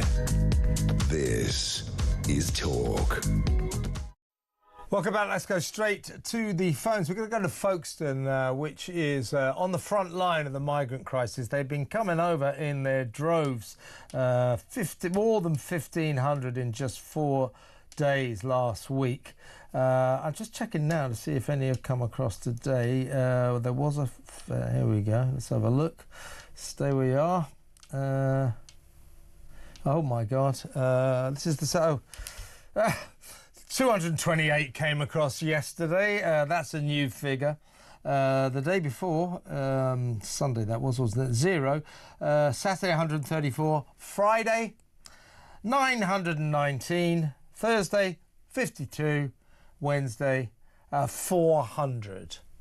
I'll just read through those numbers again. 400, 52, 919, 134. Drum roll, 0. And then yesterday, 228. And still they come, folks, and still they come. Well, let's speak to a man who lives on the front line down there in Folkestone. Liam down in Kent. Hello, Liam. Welcome to the show. Good evening, Kev. How are you? I'm okay. Tell us what it's like in Folkestone at the moment, because there's been one hell of a lot of activity on the migrant crisis front. As I say, huge numbers coming across, obviously because the weather's good. But you must see a lot of activity in the town where you live. Yeah, well, see, the thing is, as you can read out the numbers, what people don't actually realise is it's a nightmare for people who are actually living down here on the front line. I am constantly woken up 1 o'clock, 2 o'clock, 3 o'clock, 4 o'clock by the air sea rescue helicopter, as are many of the local residents down here, from here all the way to Dover and up to Deal. The sound of that air sea rescue helicopter is, it's loud. And it comes in, swings out, and then it's hovering and all of that. And then you hear the ambulance sirens and the police sirens and zipping along Dymchurch Road and everything. It is a nightmare. And on that day of when we had 1,125, that was really... And you can tell that if you go for a walk down on the beach and you just see the waves and it's still as anything, you just think, oh, Christ. Here they come again. But yeah. you were... where in Folkestone, where the Royal National Lifeboat Institute boats, the lifeboats used to provide or they still do provide a sort of taxi service. So does the Border Force. So they pick these migrants up in mid-channel and then taxi them, water ferry them into Folkestone and indeed Dover and other centres as well. But you used to be able to see this, didn't you? But they've put up a great big sort of steel barrier so that the long-suffering residents of Folkestone can no longer see what happens to the migrants when they get into the port. Is that right? Yeah, well, I started my YouTube channel about 5 years ago. There was me and a few others, such as Active Patriot, Steve Laws, Yorkshire Rose, XXTWXX. And we used to go and film. We could actually get right up close and personal with these migrants coming off the boats. Yeah. And so they'd walk up the ramp, and then, you know, you could actually see, you know, that you just watch them take off the life jackets and everything. But they didn't like that. The Dover Harbour Board didn't like that. So what they did is they completely shut that bit off and then created this different part. You know, it's 15-foot high steel fence, you know, guards everywhere. You can't see it. So the only way you can actually see the boats coming in is if you go up into the cliffs and you have a proper, you know, full-on telescope rather than, you know, like a camera like me. So there's a guy who actually does that up there. His name's Chris Johnson, a good friend of mine. He's, you know, will tell you, here they come, they're coming again. But also, if you want to, where they actually go with the RNLI, that's further down the coast in a place called Dungeness. Yeah, where the power station is. That's where they come in. And then you've got police officers waiting on there as you watch the RNLI lifeboat actually come in. You know, it goes really fast and then up the shingle, and then they bring the ladder up and they come in, then they're just marched off to a coach and off they go. Oh dear. Well, I suspect, Liam, that this could be quite a week. I'll tell you what, keep an eye out and keep in touch. Let us know what happens, yeah? We'll do. All right, mate. Liam, good to talk to you as always. That's Liam in Kent, right down there on the front line. People of Kent, 7 miles to Dover, there are cliffs all the way down. You can stand on the top of those cliffs and you can watch the boats coming over, and come over they certainly do. The MP for Dover, Mike Tapp, he likes to stand. He's blocked me on Twitter, by the way. He's a real idiot. He's a Labour MP for Dover. He likes to stand on the cliffs and he makes these dramatic videos of him staring through binoculars, playing this sort of Rule Britannia type music, and he's looking through these, and he goes, "You can Labour, you can trust us with the borders." Mike, mate, we really can't trust you with the borders. Trust me. Right, let's go back to the phones. Let's talk to Harry in Bristol. Hello, Harry. Harry. Hello. Harry, yeah, this is Kevin. I'm the host, and you're on the show. What would you like to say? Hi, Kevin. I've got here that you're the father of a rape victim. Is that right?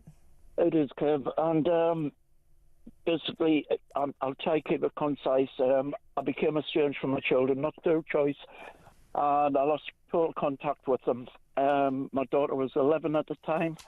About 3 years later, just out of the blue, I get a message off a fence and your daughter needs to see you. So I found out where they were living. I went and picked my daughter up. I'm still oblivious to everything that was going on, Kev. She came up for a few days. When I took her home, before I left the estate, my daughter rang and said she was arguing, could I come back and get her? I turned the car around, went back. He's a Pakistani, and to be honest, Kev, cars are racist. I didn't care. He was trying to physically drag my daughter into the car. Well, Harry, you're calling from Bristol, I believe. Was this up in the north? Is that where your daughter is? Yes, we'll say the north, okay? Well, you can tell by my accent anyway. Yeah. I went over, obviously, when he seen us coming, he took off. I got his registration, followed him to his place of work. He was a delivery driver for a kebab shop. I went to the local police station. The desk sergeant flatly refused to take a statement. Don't tell me these people did not know about it. How long ago was this, Harry? No, this is going back approximately 11 years. Oh, right, so at the height of it. Yes. Yes. So your daughter, sorry to be so blunt, but she was raped by a Pakistani rape gang, yeah? Yes, but... And you went to the police and they basically told you forget it. No, Kev, the story's a little bit more complicated than that. When I went to go back to pick my daughter up, this man was trying to drag her in the car. I went to report the police. They wouldn't take a statement. He said, it's their word against yours. That was it. End of. So, aye. So I said to him, OK, my daughter's 15. She wants to come home with me. Can I take her? He said, if that's what she wants, she can go home with you. Anyway, she came back. She lived with us for a while because she was under the care. Under the care of social services. We had to have a child protection meeting. Now, during this meeting, this is when things started to come to light. My daughter lived with us, but Kev, she was feral. She'd gotten used to living a lifestyle and she couldn't adapt to the rules. And she during the middle of the night, she went back home. Again, 11-year gap. 2 years ago, she came up, my son and my daughter, and this is when the pieces started to come together, Kev. Yeah. I discovered there's actually a website all about my little girl. Oh, my. And what run by the rape gang? No. What's the web? Kev, I don't want to give her identity away because No, of course, no, you mustn't do that. I'm not asking for that. But what was this website? What was it? It's shall we say, an information website. Okay, I don't mind telling you research offline, but you don't have to. You don't have to give me the details. You shouldn't broadcast them. I'm just trying to get the big picture here. What was the nature of the website? Explain it to me. Kev, it's wiki. Right. And so how is your daughter now? Where is she? Kev, she's still in this area where the attacks happened. This is why I'm trying to ring, Kev. Yeah. Take your time, don't worry. People say, why weren't the people in the community helping? Can I tell you what? My daughter on a daily basis almost gets spat off the community because she dared speak out against it. She gets the menacing death threats with her finger dragged across her throat because she dared speak out of it. Right. She gets abuse of her neighbours. Kev, I am terrified for her. Have her attackers, the people who raped her, have they faced any kind of justice? Have they been arrested? Yes, they did, and in all fairness, they went to jail, some of them. Okay. But my fear is, these people are getting out of jail now. My daughter still lives in that community.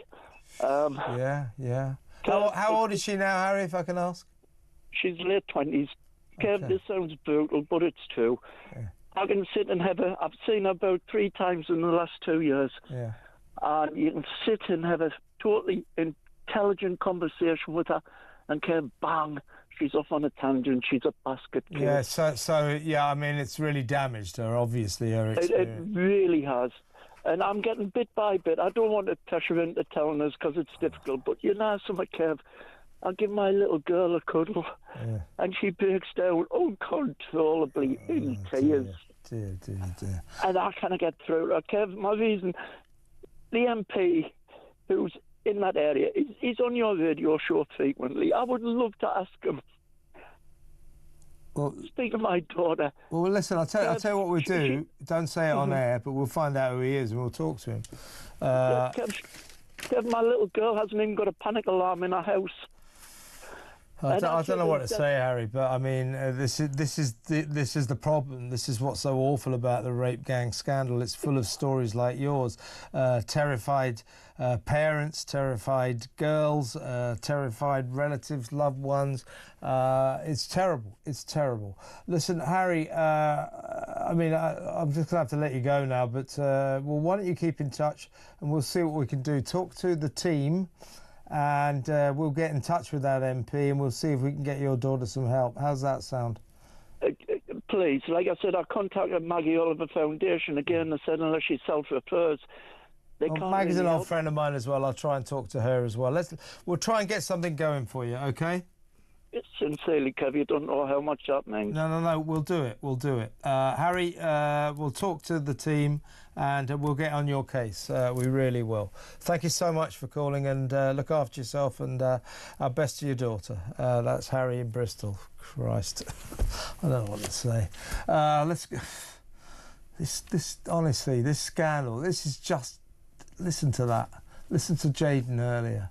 the stories that come out of this, you know, you can talk about it in the big, oh, the rape gang scandal, 250,000 girls, terrible. You know, the actual statistics are terrible. But when you break it right down to what this rape gang scandal is made up of, it's made up of stories like Harry's, it's made up of stories like Jaden's, it's made up of stories like Ellie, who we spoke to last night, friend of the show, Jaden, the result of a rape gang, whose mother is dead through alcohol. The man who raped her, his father, he still bumps into around town, never faced justice. That's what the rape scandal is all about. It's these stories, these heartbreaking stories. So let's go to break now. Keep the calls coming in. 0344 499 1000. Back in a mo.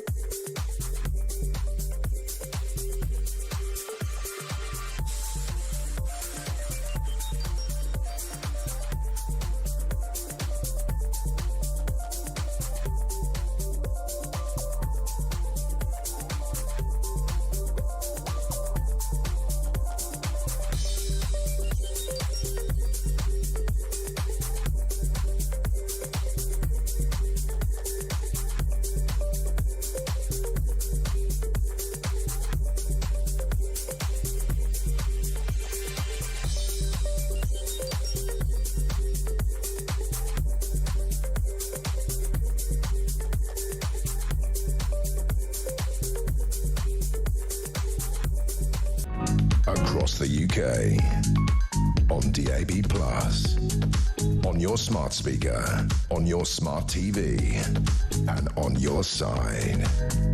This is Talk. Welcome back. Got lots of WhatsApp voice notes there, nearly all of them on the rape gangs, although one on Iran, one on Bridget Phillipson. But first, the rape gangs. Here's Carl.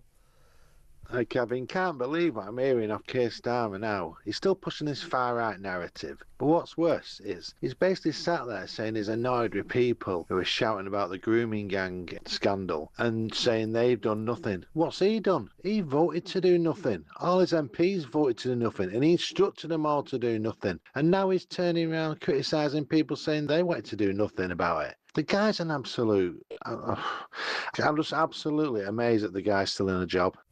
He's absolutely right. I mean, he's acting like now he's the knight in shining armour. I got something done about the rape gang scandal. No, mate. You've spent a long time trying to stop the public inquiry, trying to make sure it didn't happen, telling those of us who thought we should have an inquiry that we were climbing onto a far-right bandwagon. Why is it far-right to worry, to care about the 250,000 victims of the rape gang? Why is that far right? Let me know, please, because it confuses me. I don't know.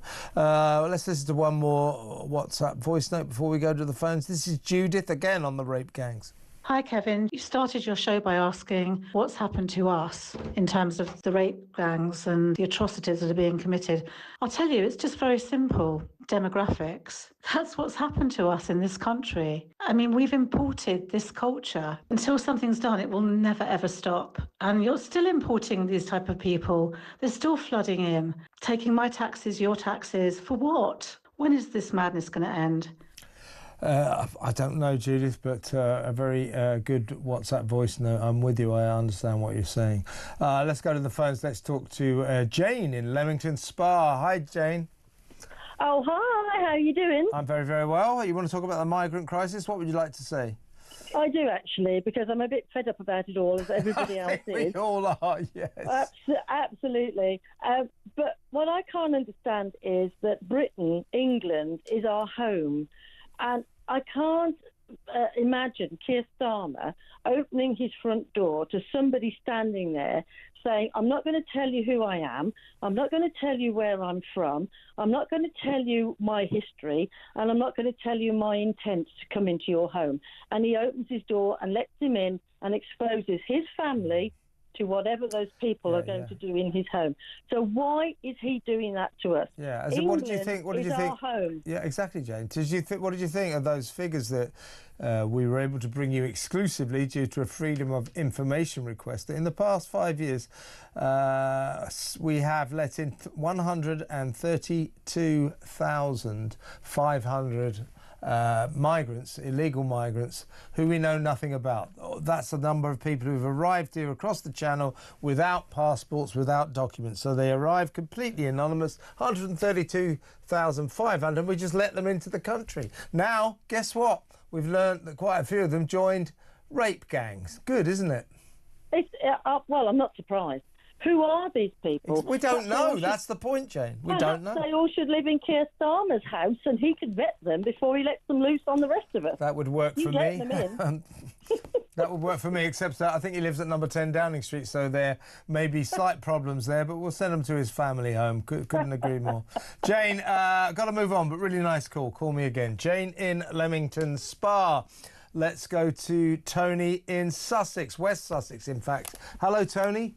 Hello, young man. Love your show. Brilliant, brilliant, brilliant. You and the boy in the morning are the two top stars of talk for me. Me and Mike. And when you stood in for him a couple of weeks ago, mate, you were fab. Absolutely thank you. Fab. Thank you very much. Every morning. It was difficult, big shoes to fill. No, not really, not really. No, he's great. He's brilliant. Great. I'll give him 9 out of 10. I'll give you 8.75. No, can't I have more than that? Can I have 9.25? Anyway, what would you like to say? Quickie, I really want the answer to this question, and no one's posed it that I'm aware of, but I certainly don't know what the answer is, and I'm not stupid.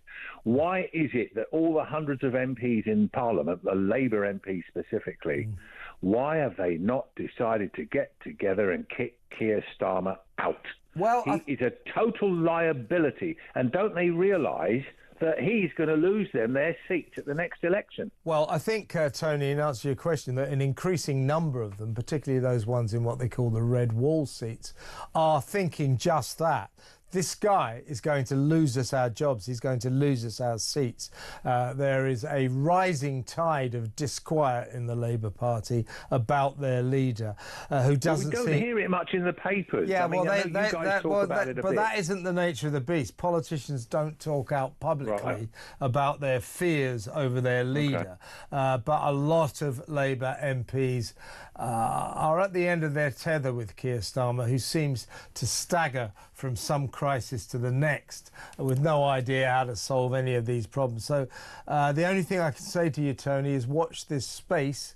I think increasingly it seems to me very unlikely that Keir Starmer will be the Prime Minister when we get to the next election, that Labour will desperately ditch him in a bid to maybe do better at the election than Keir Starmer could do.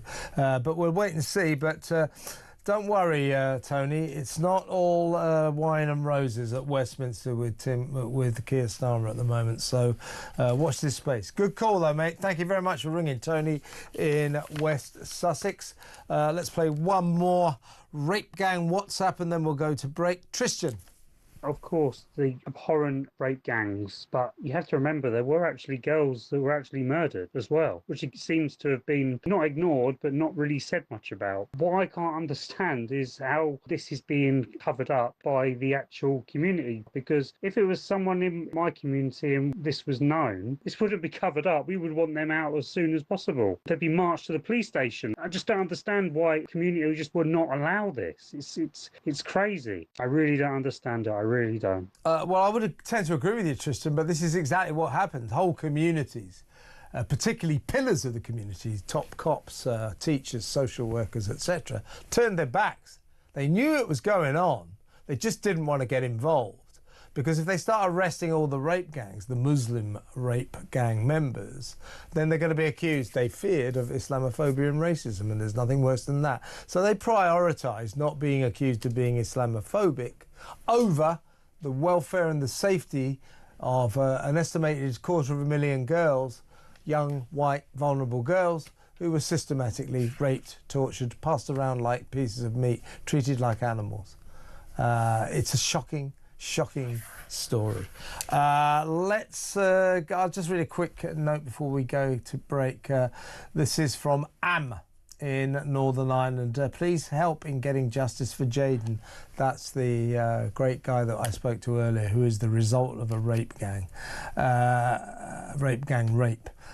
Please help in getting justice for Jaden, his mother and the entire family. The very least they deserve. Couldn't agree with them more.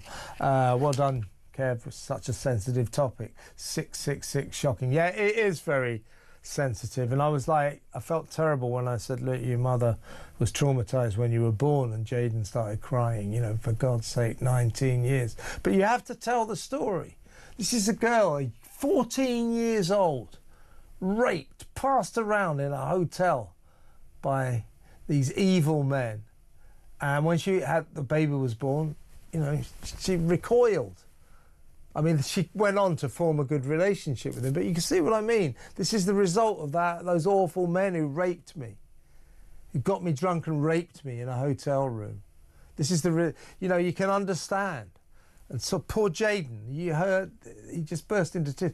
After all these years, 9 years, to think about that every single damn day. And that is the rape gang scandal for you. Rape gang scandal is just words. Tonight we've been dealing with the shocking reality of it. Let's go back to break. When we come back, more of your calls, more of your messages and your WhatsApp voice notes.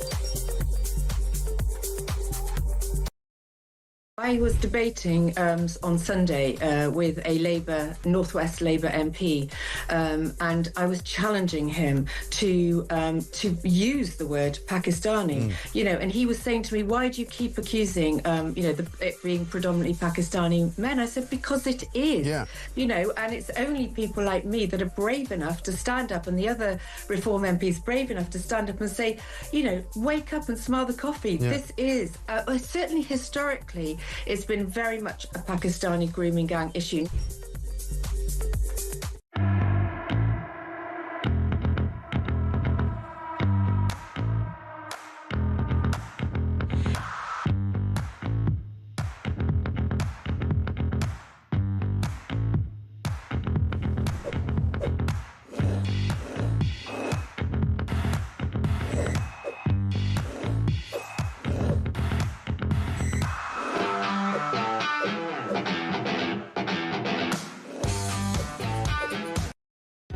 Across the UK, on DAB+, on your smart speaker, on your smart TV, and on your side.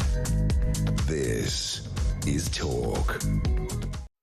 Welcome back. Before we get back to the phones, here's Ashley on the rape gangs. These poor kids, and also the poor parents, the mothers of these kids that have gone through this. And let's hope that this inquiry deals specifically really not so much about why it happened, but how it got overlooked and how it got missed and who was responsible for that. Because there's a lot of people, in my opinion, that need to pay, not just with their jobs, but also with their freedom for what they've allowed to happen. Well, as Jaden was saying, thanks by the way, Ashley, good WhatsApp voice note there. As Jaden was saying, you know, the guy who raped his mum, he's the product of a gang rape. The guy who raped his mum, he regularly bumps into, was never brought to justice. And when his grandmother, Ange, the mother of the victim, who's now sadly dead due to alcohol, went to the police first time, they did arrest him, charge him, and then they dropped the case. So she went back and said, my daughter was raped, you know, by a gang in a hotel room. This is a terrible crime.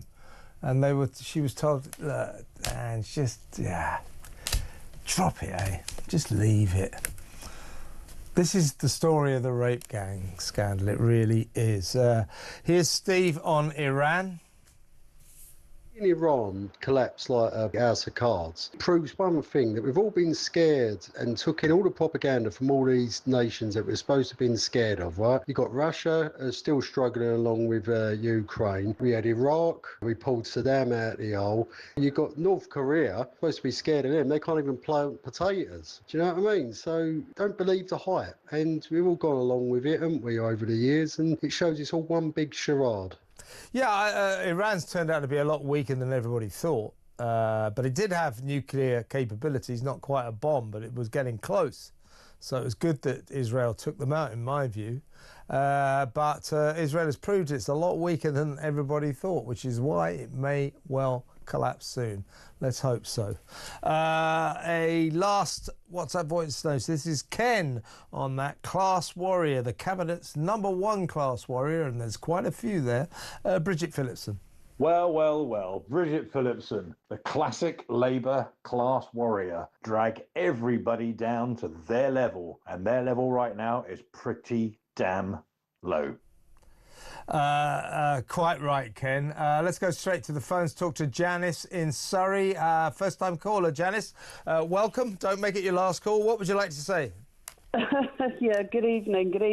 I definitely won't make it my last. It's an interesting one. The migrants coming over and obviously no ID, no passports. Yeah. We don't know who they are. I've been going through a rigmarole of getting a new driving licence recently. I've got the old paper version, so I'm a bit of a dinosaur, but right. I've applied for the new digital version, and you would not believe the hoops I've had to jump through from an ID perspective to just get renew my new licence.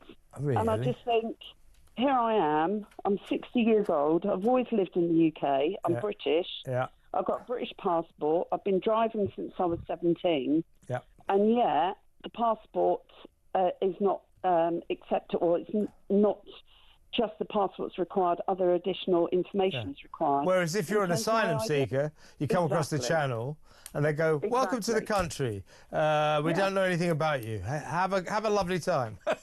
Exactly. And the other aspect, we're off on holiday on Friday, which is good. Coming back the following Friday. And in order for me to get back into the country, I must have a British passport. Yeah. And if I don't, I won't be allowed back in. Right. Yeah, exactly. These people, 135,000 in 5 years turned up without passports. That means that only, so every year, on average, what we're talking about, 35, 40,000, 45,000, that's the sort of ballpark. Of those, every year, only about 8,000 or so we're talking about 40,000 in a year, 8,000 turn up with their passports. The vast majority don't. And you know why, Janice? Because they throw their documents into the sea on the way across. It's ridiculous. On that point, Kevin, so when they come over and they settle here, how do they get driving licences? I'll tell you how they go. If they're in Kent County Council pay for their driving lessons and their driving tests. That's how they get their driving licence. Is it good, isn't it? Great system. With no ID. With no ID. It's unbelievable, isn't it? Yeah, it is. But good show. Oh, thank you for that, and good to talk to you. Ring me again, please, Janice. Janice in Surrey there. Petri Hoskin is in the studio. How are you doing? Hello, I'm doing well. I don't know if you saw this in the papers today, but there's a fantastic investigation piece been done in the I newspaper. Police AI tool pries into sex lives and the beliefs of the general population. This is Planeteer, who is, at the moment, a lot of Americans are talking about it because Donald Trump wants to set up a database of, of American people. But this is 12 of our police forces across the country are using this AI tool. Nobody is overseeing it. Nobody is telling us that it's happening. So look into our sex lives. Yep. They can register your sex life, whether you're a trade union member. Well, I hope they found mine interesting. I doubt they will, but you know. I know they'd be really bored with mine as well. But also your beliefs, your political beliefs, your political associations, and all of those things that are being